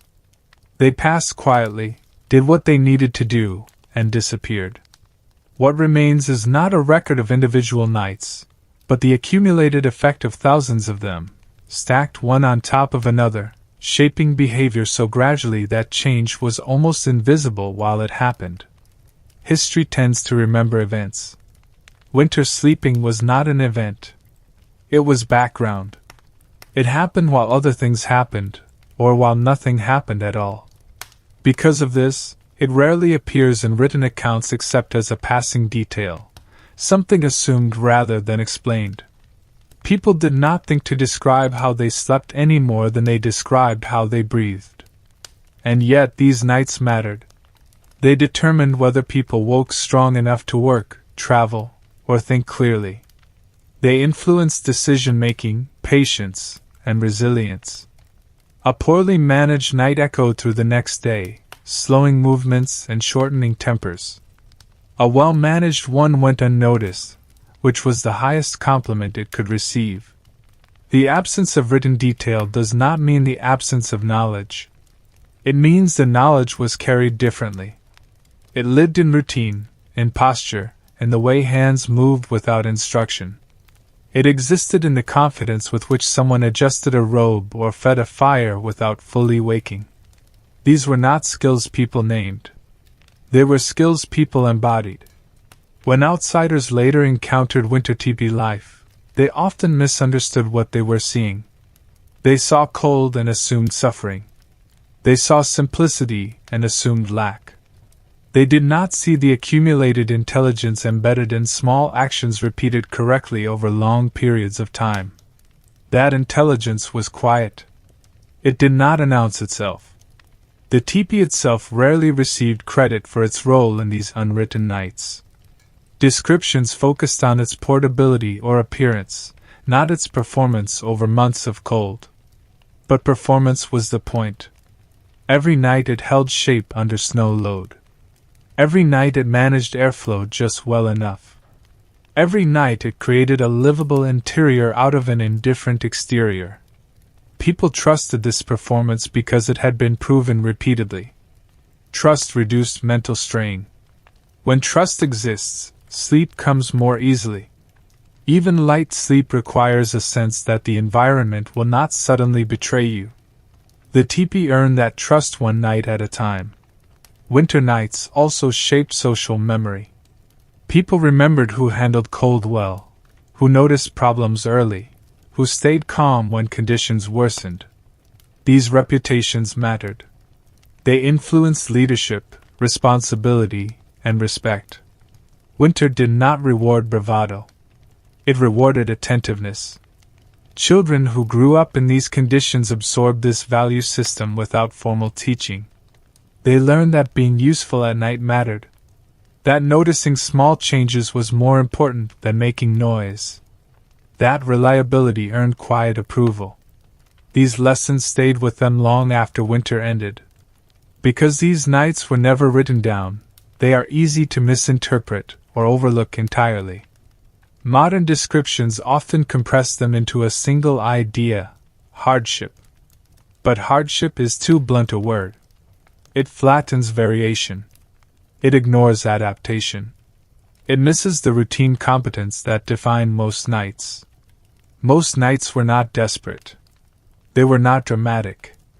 They were mildly uncomfortable, carefully managed, and entirely expected. That expectation mattered. Expecting difficulty changes how it is experienced. It removes surprise, and surprise is what often turns discomfort into distress. The unwritten nature of these nights also meant they were flexible. Practices could change without needing justification. A different arrangement worked better, so it was used. A new material proved useful, so it was incorporated. Nothing was fixed by tradition alone. Everything was tested nightly. Over generations, this flexibility allowed winter sleeping systems to persist despite environmental change. Weather varied. Resources shifted. Social structures evolved. The night adapted quietly alongside these changes, maintaining its core function. When people later moved into different kinds of shelters, the contrast was noticeable but not always welcomed. Rigid structures behaved differently. They trapped air differently. They sounded different in the wind. People had to relearn sleep in these spaces, just as they once learned it in the tipi. Some missed the responsiveness of the old system. The way the tipi communicated conditions through sound and sensation. Solid walls were quieter, but that quiet sometimes felt unsettling. The absence of feedback removed a layer of awareness people had grown accustomed to. The unwritten nights also complicate modern attempts to recreate or demonstrate winter tipi life. Short-term experiences rarely capture the cumulative effect of repetition. One cold night can be endured without understanding. Understanding comes from many nights, stacked close together. Without that accumulation, observers often focus on the wrong details. They notice temperature but miss airflow. They notice bedding but miss arrangement. They notice fire but miss restraint. The system reveals itself slowly. What history preserves, imperfectly, is the result. People lived. Communities persisted. Children grew up. Elders aged. This continuity is evidence that the night worked, even if its workings remain largely invisible. The nights that were never written down did not seek recognition. They did not need explanation to justify themselves. They existed to do one thing: carry people safely from one day to the next. And night after night, winter after winter, they did exactly that, quietly, efficiently, and without leaving much behind for historians to point to. except the simple fact that morning kept coming, and people kept waking up. Chapter 13. Lying down without thinking about it. By the time winter sleeping became routine, it stopped occupying much mental space at all. That was the final stage of adaptation. When a system worked well enough, it faded into the background, allowing attention to move elsewhere. Lying down in a teepee on a freezing night eventually required no more deliberation than sitting down during the day. The body knew what to do, and the mind followed. This lack of conscious thought was not indifference. It was trust built through repetition. People trusted the structure, the fire, the arrangements, and each other. That trust simplified decisions. Instead of evaluating risk constantly, people relied on established patterns. This reduced mental fatigue, which was just as important as conserving physical energy. The act of lying down followed a predictable sequence. Robes were adjusted without looking. Clothing was tugged into familiar positions. Bodies settled into shapes that had been practiced countless times. None of this required discussion. It happened in near silence. Even discomfort became familiar. A slightly cold shoulder. A pressure point against the ground. The awareness of smoke lingering briefly before dispersing. These sensations registered and then faded into the background. The mind learned which signals required response and which could be ignored. Sleep arrived gradually. There was no sudden drop into unconsciousness.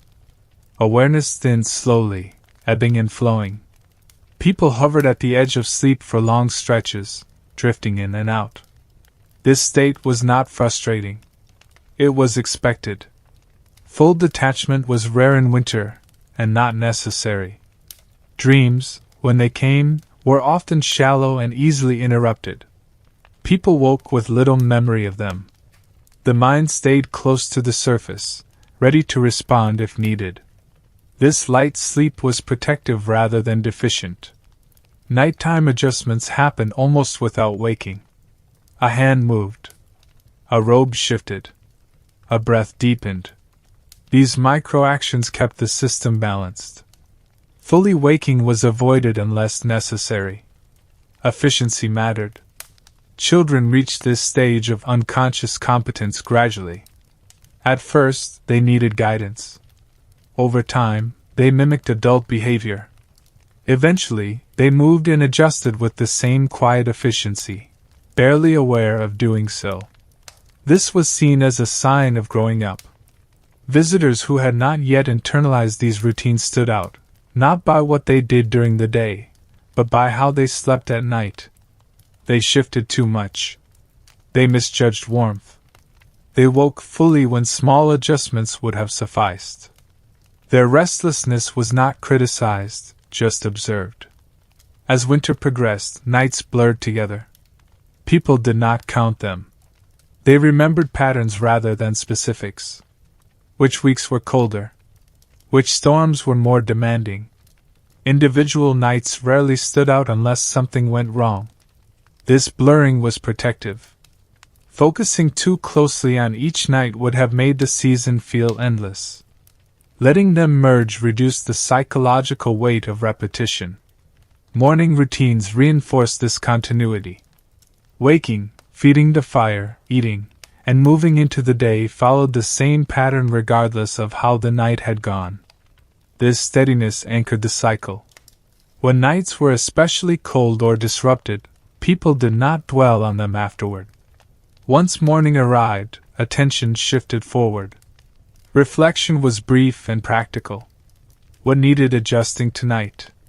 Then it was done. Over time, the distinction between sleeping and not sleeping softened. Winter life involved extended periods of rest, wakefulness, and rest again. Sleep was not confined to a single block. It flowed. This fluidity made winter more manageable. It reduced the pressure to sleep well, in a modern sense. Any rest was useful. Perfection was unnecessary. Lying down without thinking about it was the result of this adaptation. It meant the night had been integrated into life rather than resisted. Cold was no longer an obstacle to overcome nightly. It was a condition to live within. The tipi facilitated this integration. Its responsiveness allowed small adjustments without full disruption. It communicated conditions gently, through sound and sensation, rather than forcing abrupt change. By the end of winter, this way of sleeping felt natural. The body expected it. The mind accepted it. Change, when it came with warmer seasons or different shelters, required conscious adjustment again. But for those months, lying down in the cold was simply lying down. The night came. The system held. Sleep happened in its imperfect, sufficient way. And that, more than any dramatic account, was the reality of sleeping in a tipi during freezing winters. It was not a nightly battle. It was a practiced habit, performed quietly, until thinking about it was no longer necessary at all. Chapter 14. Waking up to the same cold again. Morning did not arrive suddenly. It seeped in slowly, carried by changes in sound and light rather than any clear signal. The first hint was often the quiet. Night sounds faded before day sounds began. Wind shifted. Snow settled. The tipi seemed to pause, as if deciding whether the day was worth acknowledging yet. People woke in stages. Eyes opened without the body following. Awareness returned before movement. The cold that had been managed during sleep made itself known again, not as a shock, but as a reminder. It was still there. It had not gone anywhere just because the night had passed. Breath was visible immediately. That alone oriented the morning. There was no illusion of warmth lingering from sleep. Whatever heat had been saved overnight belonged mostly to the ground, the bedding, and the shared space beneath robes. The air itself was as cold as it had been hours earlier. No one rushed. Rushing wasted energy and rarely helped. The first movements were small. A hand emerged to test the air. Fingers flexed slowly, checking stiffness. Legs shifted to restore circulation. These actions were deliberate but unhurried. The fire was the center of the morning, just as it had been the center of the night. Someone reached for embers left banked from before sleep. Ash was brushed aside carefully. A breath, a spark, a quiet encouragement. The goal was not flame yet, just confirmation that heat could return. When the fire responded, even weakly, the morning truly began. Smoke rose in a thin column, searching for the opening above. The tipi adjusted. Drafts realigned. The structure resumed its role as mediator between inside and outside. As warmth crept back, it did not rush either. It pooled low, near the ground, around hands and feet first. Faces remained cold longest. People learned to accept this imbalance. Complaining did nothing, and expectation had long since been adjusted. Clothing stayed on. Sleeping garments were day garments in winter. Layers were added gradually, not all at once. Too much too soon caused sweating, which would be a problem later. Temperature regulation was a long game. Children woke more slowly, often reluctant to leave the warmth of shared bedding. Adults let them linger when possible. There was no advantage to forcing alertness before it was needed. Winter mornings were patient by necessity. Conversation was minimal at first. Voices were low, partly out of respect for lingering sleep, partly because speaking too much wasted breath and energy. What was said tended to be practical. The weather. The fire. The plan for the day, stated simply. Food came next, but not immediately. Fire came before hunger. Warmth before appetite.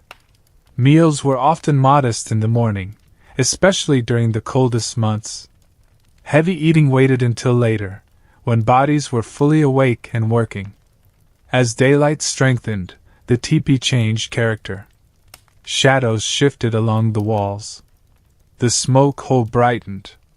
Snow reflected light inward, creating a diffuse glow that made details visible without sharp contrast.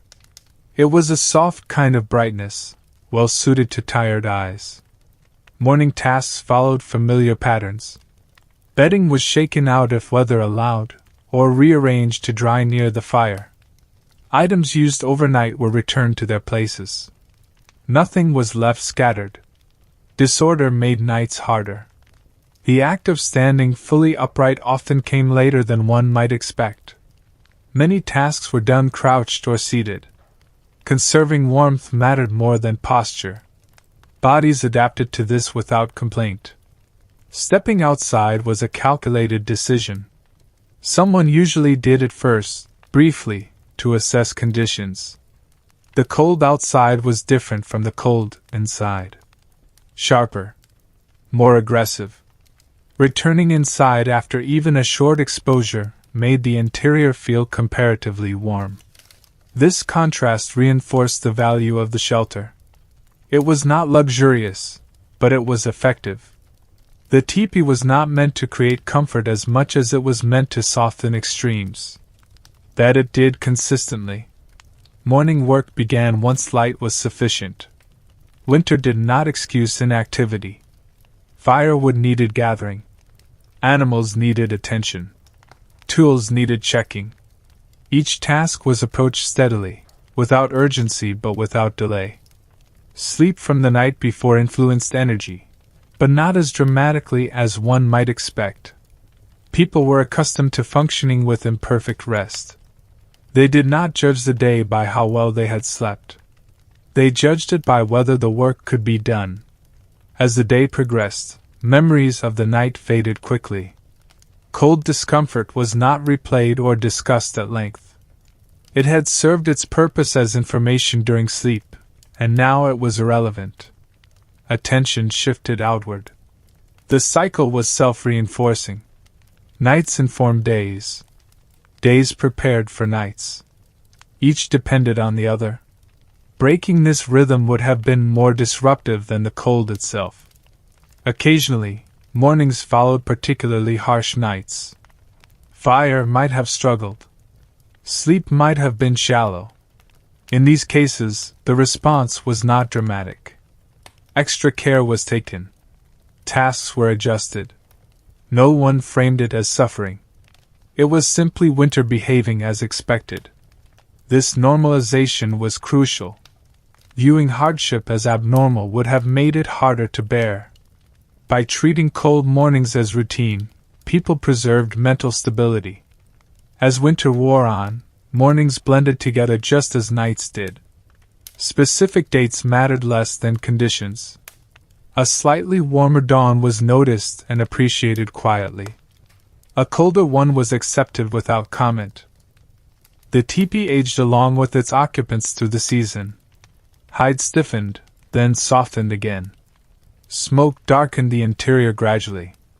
Repairs were made as needed, often in the morning light. Maintenance was continuous, not seasonal. Morning was also when stories from the night might be shared, if they were worth sharing. A child waking frightened. A dream that lingered. A fire that nearly went out.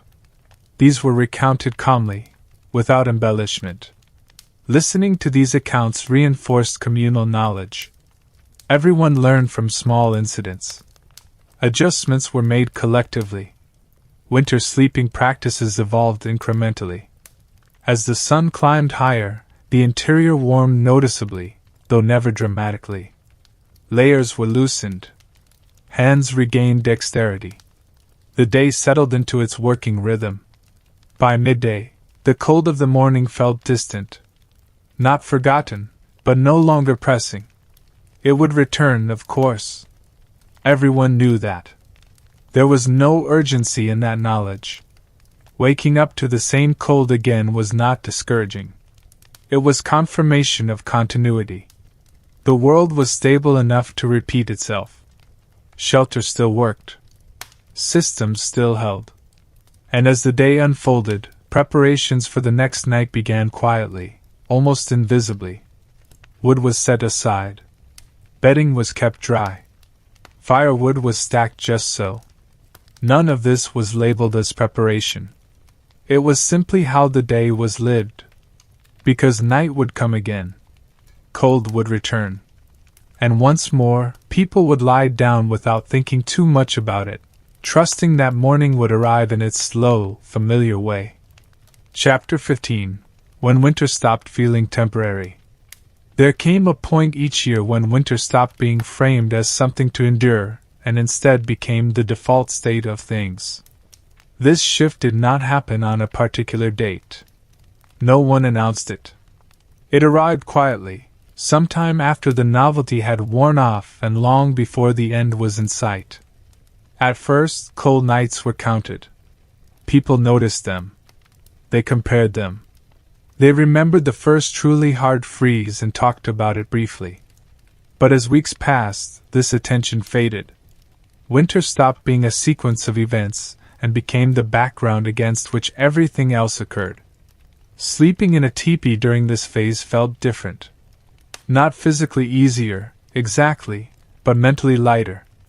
There was no sense of waiting for improvement. There was no internal negotiation about how many more nights remained. The night simply arrived, as it had the night before, and as it would again. This acceptance altered behavior in small but important ways. People stopped experimenting. Early in winter, adjustments were frequent. Extra layers were tested. Bedding was rearranged. Fire management techniques were refined. By midwinter, these experiments slowed. Systems had been proven. Once a setup worked reliably, it was left alone. Familiarity replaced curiosity. There was comfort in repetition, even when conditions remained difficult. Especially then. The body mirrored this shift. Muscles moved more efficiently. The process of settling down took less time. There was less fumbling in the dark. Hands found their places automatically. Robes fell into position with minimal effort. Sleep itself remained light, but it became more consistent. People woke at roughly the same times each night, often without knowing why. The rhythm of cold, fire, and shared space created a predictable pattern. Even brief wakefulness felt routine. Dreams, when remembered, often reflected daily life closely. There were no dramatic departures. Dreams of fire, of movement, of ordinary tasks. The mind stayed anchored to reality, even at rest. Outside the teepee, the landscape reinforced this sense of permanence. Snow no longer looked fresh. Wind had carved familiar paths through drifts. Trails hardened into predictable routes. The world appeared settled, not hostile. This stability mattered. It reduced uncertainty, which was more draining than cold itself. Knowing what to expect allowed people to conserve mental energy. Surprises were rare, and when they occurred, they were handled calmly. Nighttime sounds became familiar markers rather than disturbances. The creak of hides tightening in cold. The soft collapse of snow from the exterior. The distant movement of animals. These sounds were not alarming. They confirmed that the world was functioning normally. Inside, the teepee aged along with the season. Smoke residue darkened the upper interior gradually. The scent of ash became ingrained. These changes were noticed only in passing, if at all. They were signs of use, not neglect. Sleeping arrangements solidified into unspoken agreements. Everyone knew where they belonged. Changing positions would have disrupted established warmth patterns. Stability was favored over flexibility. Children adapted fully by this stage. They no longer asked questions about cold nights. They complained less, not because conditions improved, but because expectations had aligned. What was normal no longer needed commentary. Elders often slept the deepest during this period. Their familiarity with winter routines allowed them to rest more fully than others. They trusted the system because they had lived through it many times before. Visitors who arrived midwinter often struggled at first. They expected hardship to feel sharper. Instead, they encountered something quieter and more exhausting. There was no dramatic suffering, just constant management. This subtlety caught them off guard. For those already adapted, the visitors' discomfort served as a reminder of how much adjustment had taken place. What once required effort now required none. This realization was rarely verbalized, but it was felt.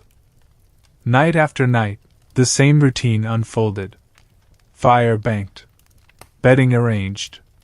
Bodies settled. The cold pressed in, met resistance, and was held at a tolerable distance. Not defeated. Managed. There was no illusion of control. Everyone understood that extreme conditions could still overwhelm systems. But within typical winter behavior, confidence grew. The tipi was not fragile. It had proven itself. This confidence extended beyond sleep. It influenced daytime decisions, travel plans, resource allocation, risk assessment. Knowing that nights were manageable allowed people to focus on other concerns. Time perception changed as well. Days shortened, but they did not feel rushed. Nights lengthened, but they did not feel endless. The cycle stabilized. Occasionally, someone would remark on how long winter had already lasted. Not with complaint, but with mild surprise. The comment usually ended there. No speculation followed. The idea of spring existed only abstractly. It was not anticipated actively. To dwell on it would have made the present feel heavier. Instead, attention remained on immediate tasks. Sleeping through this phase required less mental preparation. There was no bracing, no psychological tightening. Lying down felt neutral, almost ordinary. This ordinariness was the greatest adaptation of all. It meant winter had been incorporated into life rather than endured separately. Cold was no longer an interruption. It was the setting. Even discomforts lost their sharpness. Cold toes were addressed automatically. Stiff joints were stretched without complaint. Minor annoyances were not catalogued. Silence deepened during sleep. Fewer words were exchanged at night. Communication had shifted earlier, into daylight hours. Night was for maintenance, not discussion. The fire, too, became predictable. Its behavior was well understood. People could judge its needs by sound alone. A shift in crackle. A pause in response. These cues prompted action without full waking. The tipi itself seemed to settle. Materials adjusted to sustained cold. Drafts stabilized. Repairs made earlier in the season held. There were fewer surprises. This period could last weeks. It was the heart of winter. Not the beginning, not the end. The middle, where nothing changed quickly. Living through it required patience more than strength. Endurance more than effort. The reward was not comfort, but equilibrium. And then, without announcement, subtle changes began. Not enough to name yet. A slightly earlier dawn. A different quality of light. These signs were noticed subconsciously before they were acknowledged. But during this chapter of winter, those signs were not yet trusted. The focus remained inward. On sleep. On warmth. On repetition. Winter no longer felt temporary, and that was not discouraging. It was stabilizing. It meant plans could be made without constant adjustment. It meant the system was sufficient. Sleeping in a tipi during this phase was not an act of bravery or endurance. It was simply part of the day's cycle. Night arrived. People lay down. Cold pressed in.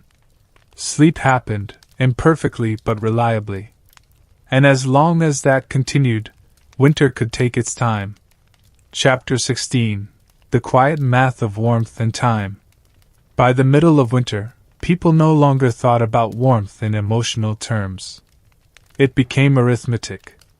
Not written down, not spoken aloud, but constantly calculated. How much would remain? How long embers would last? How many bodies were inside the teepee tonight? How cold the ground felt compared to yesterday? This quiet math ran in the background of every evening. It did not cause anxiety. It provided structure. Numbers, even vague ones, were reassuring. They turned an uncontrollable environment into something at least partially predictable. Before lying down, someone always did a final assessment. Not a checklist exactly, but a pause. A glance at the fire. A touch to the bedding. A sense of the air. The mind weighed these inputs and decided whether anything needed adjusting. Usually, nothing did. Firewood was not counted by individual pieces, but by familiarity. A pile looked sufficient or insufficient. Experience filled in the gaps where precision was unnecessary. Too much when near the fire wasted space. Too little invited trouble later. The balance was intuitive. The fire itself was managed conservatively. Flames were not encouraged for their own sake. Height and brightness were irrelevant at night. What mattered was longevity. Embers were more valuable than light. Heat that lasted quietly through the night mattered more than heat that flared and disappeared. People listened to the fire as much as they watched it. Sound carried information. A steady, low crackle meant stability. Sudden silence meant attention was needed. Excessive noise meant energy was being lost too quickly. These judgments happened automatically. Time was measured similarly. Not by hours, but by stages. Early night. Deep night. The moment when cold felt sharpest. The time when sleep thinned naturally. These stages repeated with enough regularity that they became landmarks. No one checked how long they had slept. There were no clocks. There was no need. The body knew when it was time to shift, when it was time to add a log, when it was time to wait. Children learned this sense of time gradually. At first, they woke confused, disoriented by darkness and cold. Over time, they learned to recognize the stages by feel alone. Their questions diminished. Their movements grew quieter. Elders often woke briefly at predictable points. Not because they were cold, but because habit had trained them to check conditions. They did not always act. Sometimes they simply listened, confirmed stability, and rested again. This vigilance was not tense. It was gentle. More like keeping an eye on a pot that had been simmering for hours. Trust existed, but it was accompanied by awareness. The teepee supported this balance. Its shape and materials allowed small changes to be felt immediately. A shift in wind altered sound. A change in fire altered airflow. Feedback was constant but subtle. Because of this, large problems were rare. Issues were addressed while still small. A fire never fully died unnoticed. A draft never grew severe without warning. The system encouraged early response. Warmth itself was not uniform. People understood this deeply. Heat pooled near the ground and near bodies. The air above remained cold. This stratification was accepted. Trying to eliminate it would have been wasteful. Sleeping positions reflected this understanding. Bodies curled. Heads stayed lower. Extremities were tucked inward. These choices were not uncomfortable. They were habitual. Clothing contributed to the math as well. Layers were chosen not just for insulation, but for flexibility. Something that could be loosened or tightened easily was preferred. Nighttime adjustments needed to be quick and minimal. Sweat was avoided carefully. Moisture was an enemy that lingered. People knew that overheating briefly could cause hours of discomfort later. Moderation was key. Even breathing was managed subconsciously. Slow breaths conserved warmth. Rapid breathing lost it. Over time, respiration patterns adjusted naturally. Sleep itself encouraged this efficiency. The math extended to shared space. How close to sleep to one another? How much to overlap bedding? How to distribute warmth evenly without crowding? These decisions were unspoken but precise. New arrangements were tested cautiously.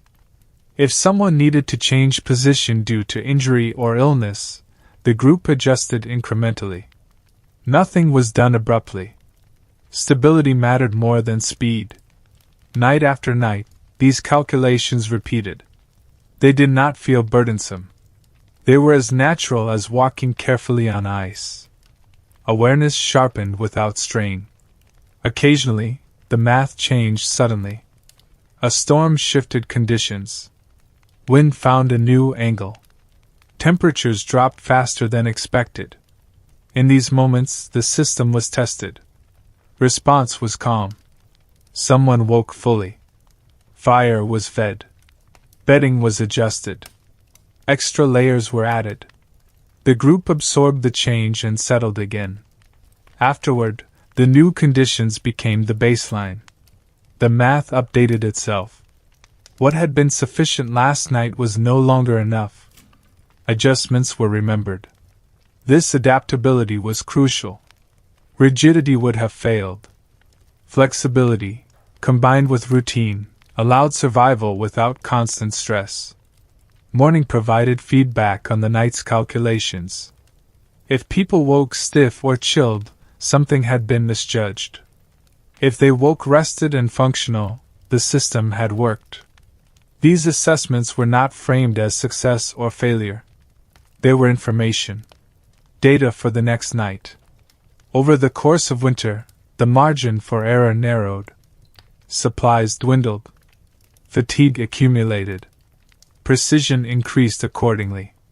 Waste was minimized. This did not make nights harsher. It made them quieter. There was less excess movement, less experimentation, fewer conversations.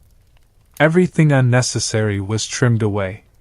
Silence became a sign of efficiency. A quiet night meant the math had been right. The cold outside remained immense and indifferent. Inside, the teepee held a small pocket of managed warmth, sustained by attention and habit. This pocket was never completely safe. Everyone knew that. But it was reliable enough to build life around. Sleeping within it was not heroic. It was methodical. It was the result of countless small decisions made correctly, night after night. By the time winter began to shift toward its eventual end, this quiet math had become invisible. People no longer noticed themselves calculating. The system ran on instinct. Warmth and time balanced themselves as long as care was maintained. And so, in the dark, beneath hides and smoke-stained poles, people slept lightly, confidently, and without needing to think too much about why it worked. Chapter 17: The Long Nights That Taught Patience. The longest nights of winter were not dramatic. They did not announce themselves as milestones.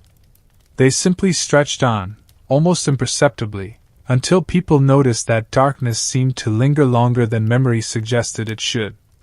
These nights did not feel longer because more happened. They felt longer because less did. Hours passed with minimal change. The fire settled. Breathing slowed. Outside, wind moved snow in slow, repetitive patterns. Inside, time thickened. Patience became the primary skill required to sleep through these nights. Not endurance, not strength, but the ability to remain still without expecting resolution. This was learned gradually, not taught directly. At first, people noticed every small discomfort. A chill here. A numb foot there. An itch under a robe. Over time, the mind learned which sensations mattered and which did not. Most did not. This filtering was essential. Reacting to every signal would have led to constant waking and wasted energy. Learning to wait was more efficient. Many discomforts resolved on their own if given time. Children struggled with this at first. They fidgeted. They whispered. They asked questions in the dark. Adults responded minimally, not unkindly, but without engaging fully. Attention encouraged wakefulness. Silence allowed sleep to return. Eventually, children learned the same patience. They lay still longer. They accepted that nothing new was happening. This acceptance was not boredom. It was a kind of quiet trust. The darkness itself was unremarkable. There were no candles burning all night. Light was reserved for necessity. Eyes adjusted. Shapes were known by memory rather than sight. In this darkness, thoughts moved differently. Without visual input, the mind wandered slowly. Memories surfaced without urgency. Plans drifted in and out, half-formed. People did not chase these thoughts. There was no benefit in mental activity at night. Letting thoughts pass was easier than holding on to them.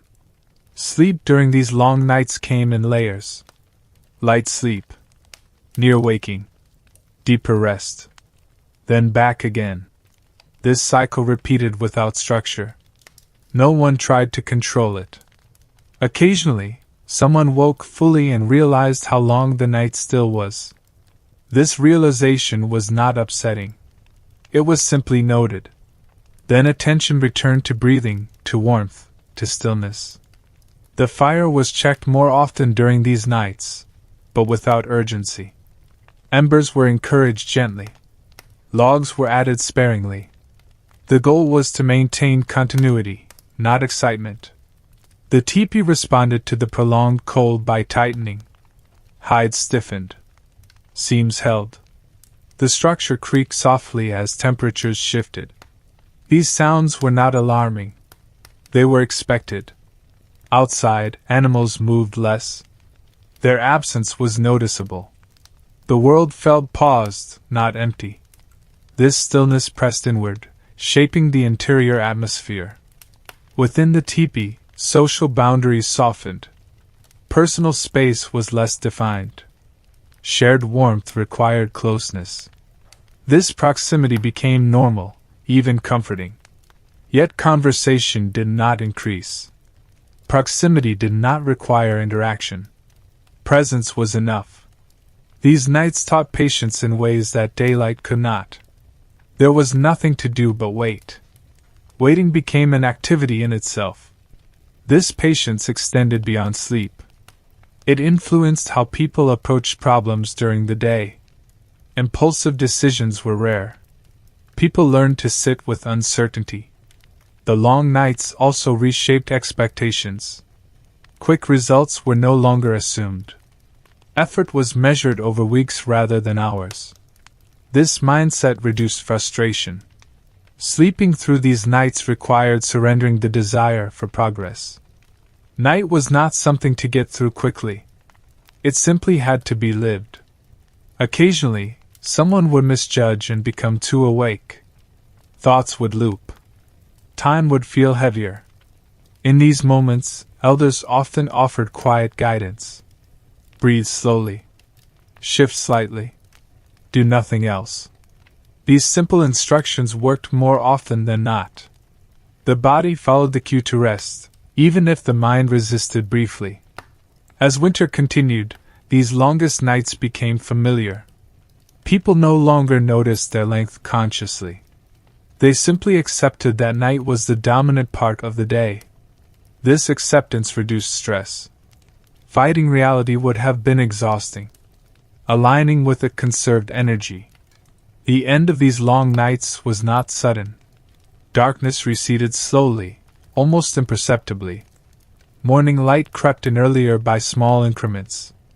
At first, this change went unnoticed. Habit lagged behind reality.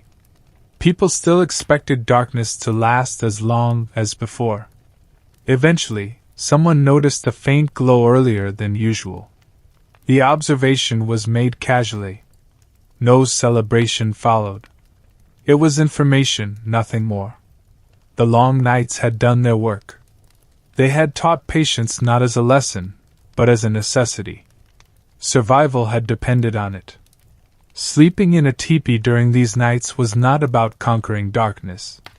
It was about coexisting with it. By lying still, breathing slowly, and trusting the system, people allowed time to pass without struggle. Night fulfilled its role. And when light finally returned in noticeable ways, it did so gently, without fanfare, as if careful not to disturb the patience it had helped to build. Chapter 18. Small changes that almost went unnoticed. Winter did not end with a clear signal. There was no morning when people woke and immediately knew that something fundamental had shifted. Instead, change arrived quietly, disguised as normal variation. A slightly different quality of cold. A morning that felt less reluctant to begin. A night that ended just a little sooner than expected. At first, these changes were dismissed. Winter was known for inconsistency. One mild day meant nothing. One softer night did not count as progress. Experience taught caution. False hope wasted attention. Sleeping patterns adjusted slowly, almost accidentally. People woke a little earlier without meaning to. They noticed the fire had held longer than usual. They realized, mid-morning, that they had slept through a period that previously required waking. These observations were not shared immediately.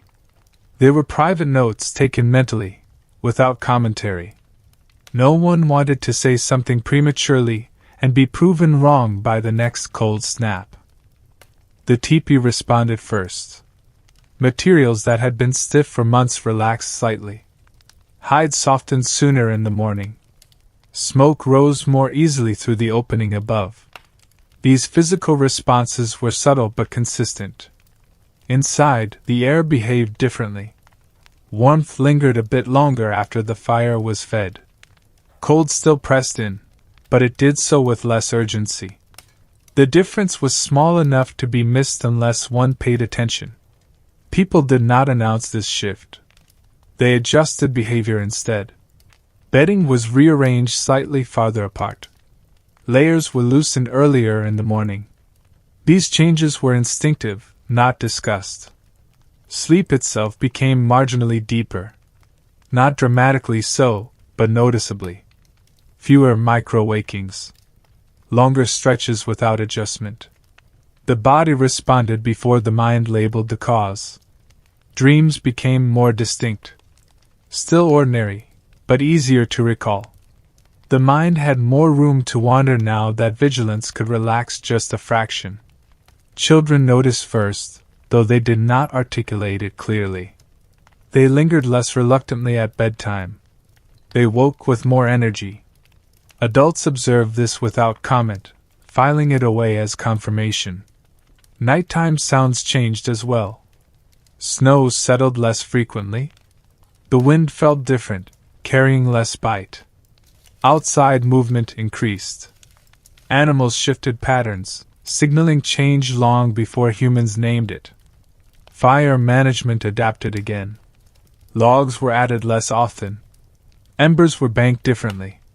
The goals shifted from survival through the night to comfort within it. These adjustments happened naturally, without planning. The system evolved as conditions allowed. Nothing was forced.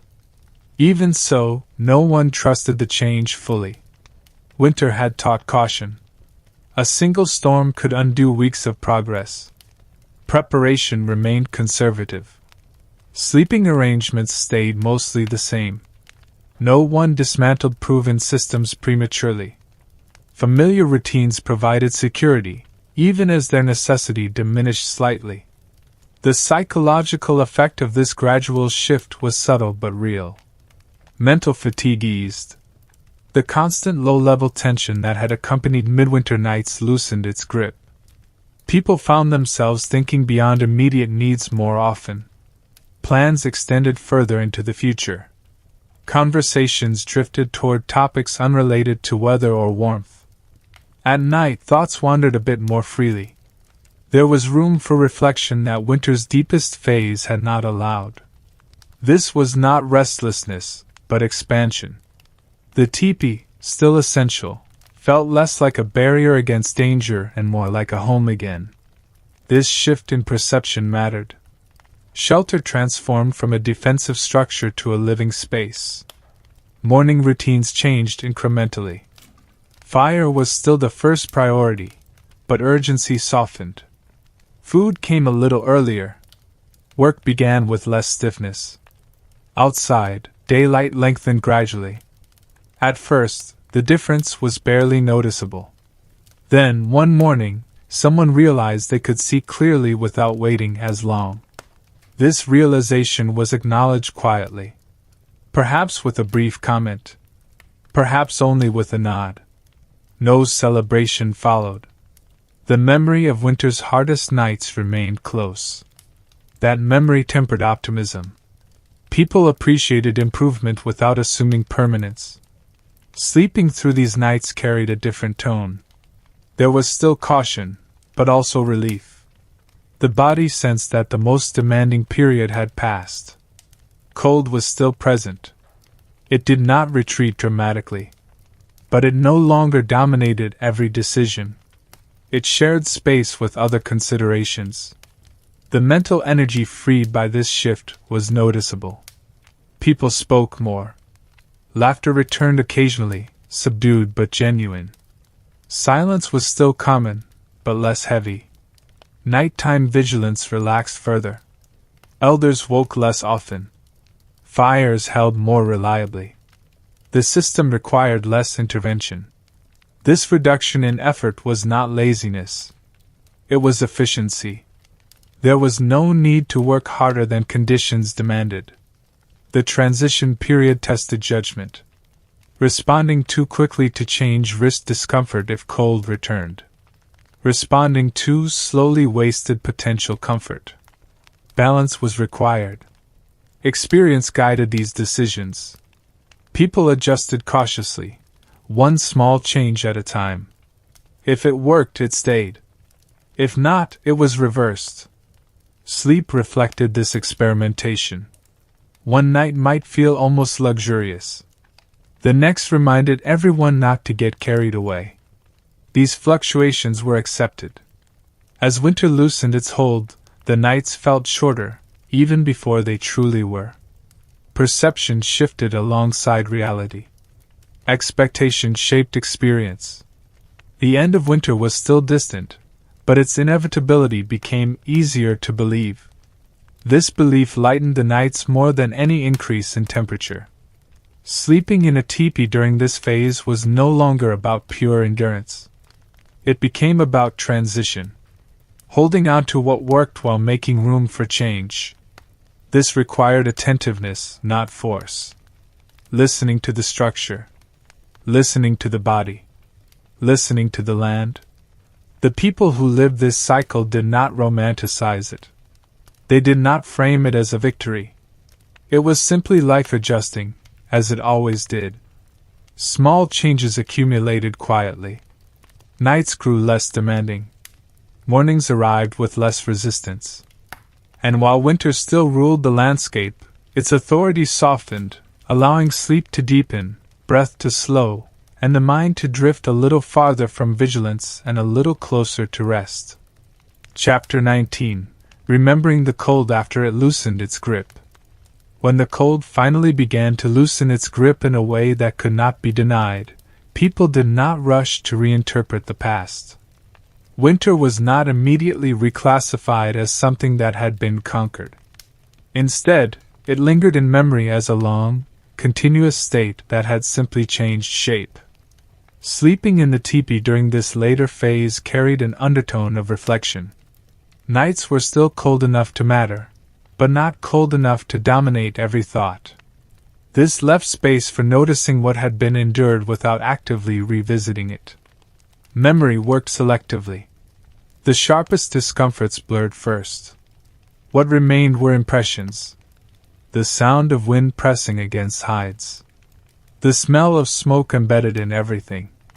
The weight of shared bedding. These impressions surface during quiet moments, often at night. Lying awake briefly, someone might recall an earlier point in winter when the same position had felt more difficult. The comparison was made without drama. This reflective state did not disrupt sleep. If anything, it deepened it.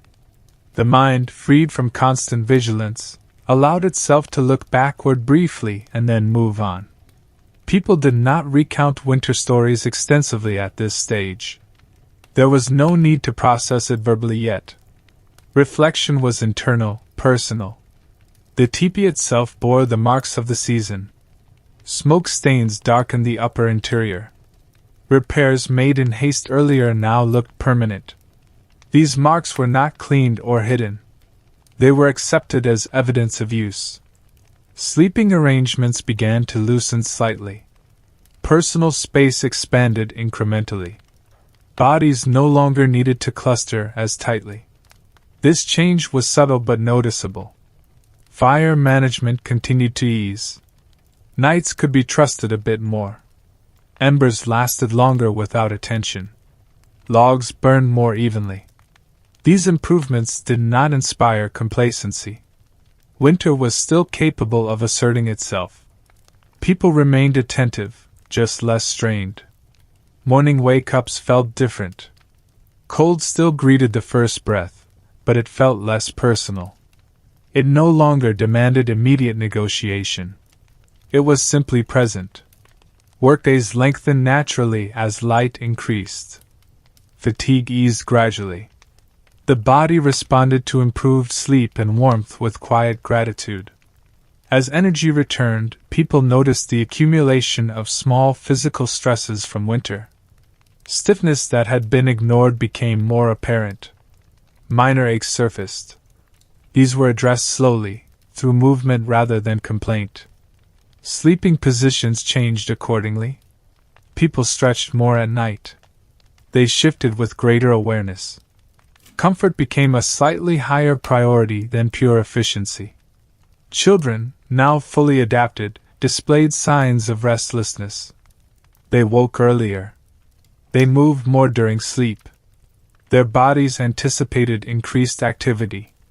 Elders noticed this and adjusted expectations. Nights were still for rest, but days were becoming more demanding. Balance shifted.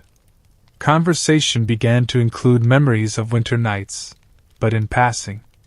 Someone might mention a particularly cold stretch. Another might nod. The topic moved on. These mentions were not nostalgic. They were practical. They helped frame current conditions and guide decisions. The idea of dismantling winter sleeping systems began to enter awareness, but not action. Bedding remained layered. Fire routines stayed conservative. Nothing was undone prematurely. This restraint was learned. Removing systems too early risked discomfort if cold returned. Caution persisted until change was undeniable. Sleeping through these nights carried a sense of transition. The body was still operating on winter patterns, but the environment was shifting underneath. This mismatch created occasional restlessness. Sleep was deeper, but shorter. People woke earlier, sometimes before they were needed. They lay quietly, listening. Listening revealed a different world. More sounds. More movement. The environment was waking up. Inside the tipi, these sounds filtered in softly. The shelter still moderated extremes, but now it also allowed more of the outside world to be noticed. This reconnection mattered. Winter had narrowed attention inward.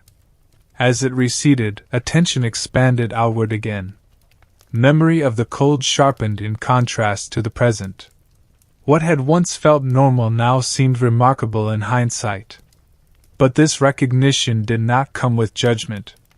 People did not label winter sleeping as hardship after the fact. It was simply what had been required. This attitude preserved continuity. Life did not break into seasons of suffering and relief. It flowed. As nights continued to improve, sleep regained qualities that had been absent for months. longer dreams, fewer interruptions, a sense of renewal. This renewal was quiet. There was no moment of realization. It accumulated gradually, just like the cold had. The tipi remained central to this transition. It had held against winter and now softened with it. Its role evolved without changing form. By the time winter's grip truly loosened, sleeping in the tipi felt familiar again in a different way. Not as a system under strain, but as a lived-in space. The memory of cold nights remained, but it did not haunt. It informed. People carried this memory forward into future winters. It shaped preparation. It guided judgment. It reinforced trust in proven systems. Sleeping through winter became a story not often told in full. It was too long, too repetitive, too subtle. Instead, it lived on in habits, in how fires were built, in how bedding was arranged, in how silence was respected at night. And as warmer nights approached, the cold retreated into the background, not forgotten, but no longer pressing. A chapter closed quietly, without ceremony, just as it had been lived. Chapter 20. Letting the night grow less demanding. As winter eased further, the night stopped asking so much of the people inside the tipi. It still required attention, but not the same constant negotiation. The balance shifted gradually, almost politely, as if the season were stepping back without drawing attention to itself. Sleeping during this time felt different in ways that were hard to name. There was no single improvement that stood out. Instead, effort decreased across many small areas at once. Fewer adjustments, less monitoring, more continuity. People noticed this reduction mostly by what they no longer had to do. Fires held without coaxing. Bedding stayed warm without constant rearranging. Bodies remained comfortable for longer stretches. The mind responded to this easing first. Thoughts slowed more readily. Worry, which had been practical rather than emotional all winter, lost its urgency. The question of whether everything would hold through the night was no longer the first thing considered. Sleep deepened accordingly. Not perfectly, and not every night, but enough to be noticeable. People woke less often without knowing why. When they did wake, returning to rest was easier. The long habits of winter did not disappear immediately. People still banked fires carefully. They still layered bedding conservatively. These routines were not undone quickly. They had been learned too thoroughly. Instead, they softened at the edges. A log added later than usual. A robe loosened slightly. A sleeping position changed without concern for heat loss. These were experiments, and they were reversible. Morning confirmed these changes gently. People woke with less stiffness. Hands regained warmth sooner. The first breath of the day still carried cold, but it felt thinner. Daylight lengthened enough to matter now. Work began earlier without effort.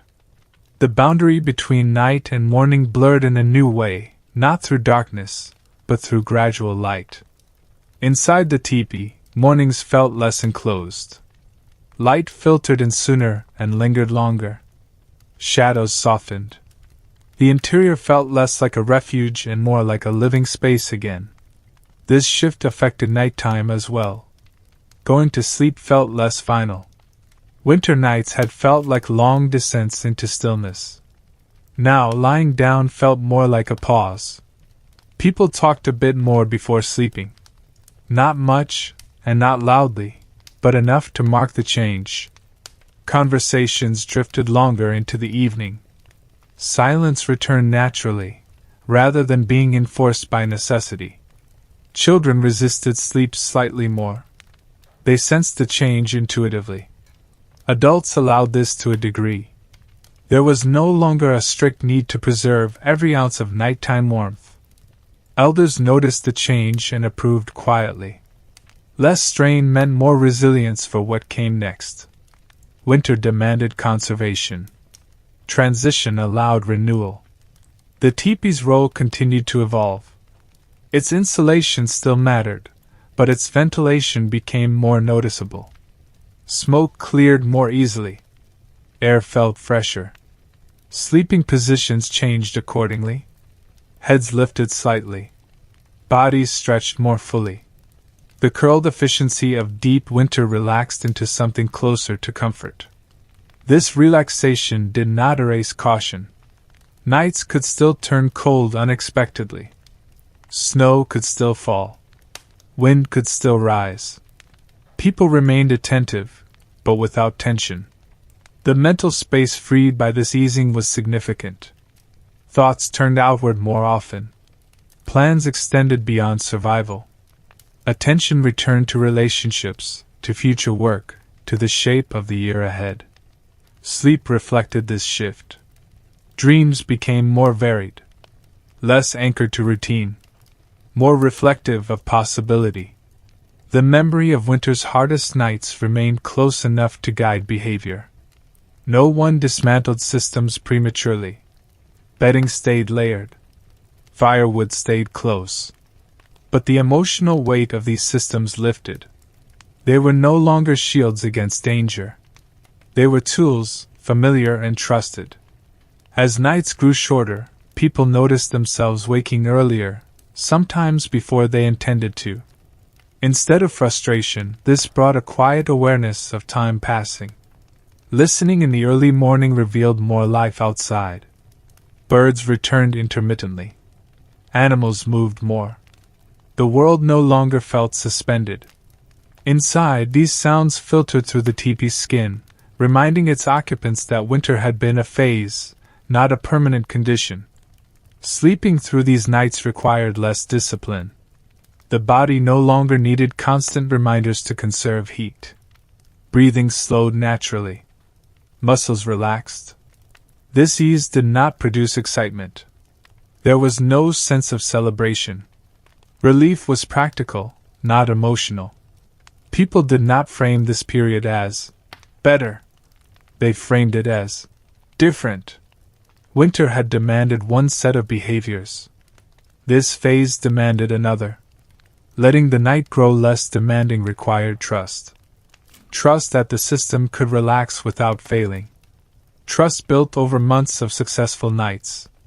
Occasionally, someone would misjudge. A night would turn colder than expected. Sleep would be interrupted. The response was calm. Systems were re-engaged temporarily. These moments reinforced caution without restoring fear. Flexibility proved itself again. Gradually, the most demanding winter routines faded into memory. They were not abandoned.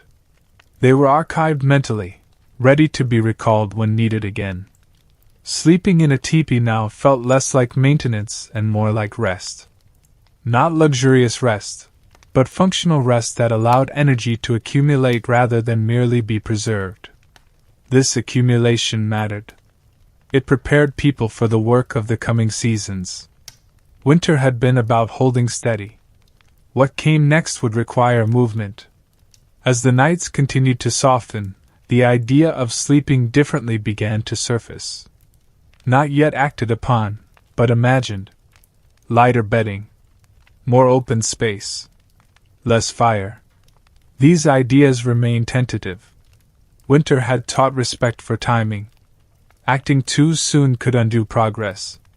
So people waited. They let nights continue to ease on their own terms. They listened. They adjusted incrementally. In this waiting, there was no impatience. Winter had taught patience thoroughly. Now that patience made transition smoother. The night no longer pressed inward relentlessly. It allowed itself to be lived within, rather than endured against. And as people lay down, breathing slowly beneath familiar hides, they noticed, without remark, that sleep arrived more readily, stayed longer, and left them less guarded when morning came. The night had grown less demanding, and everyone quietly accepted the gift, knowing it would not last forever, but appreciating it fully while it did.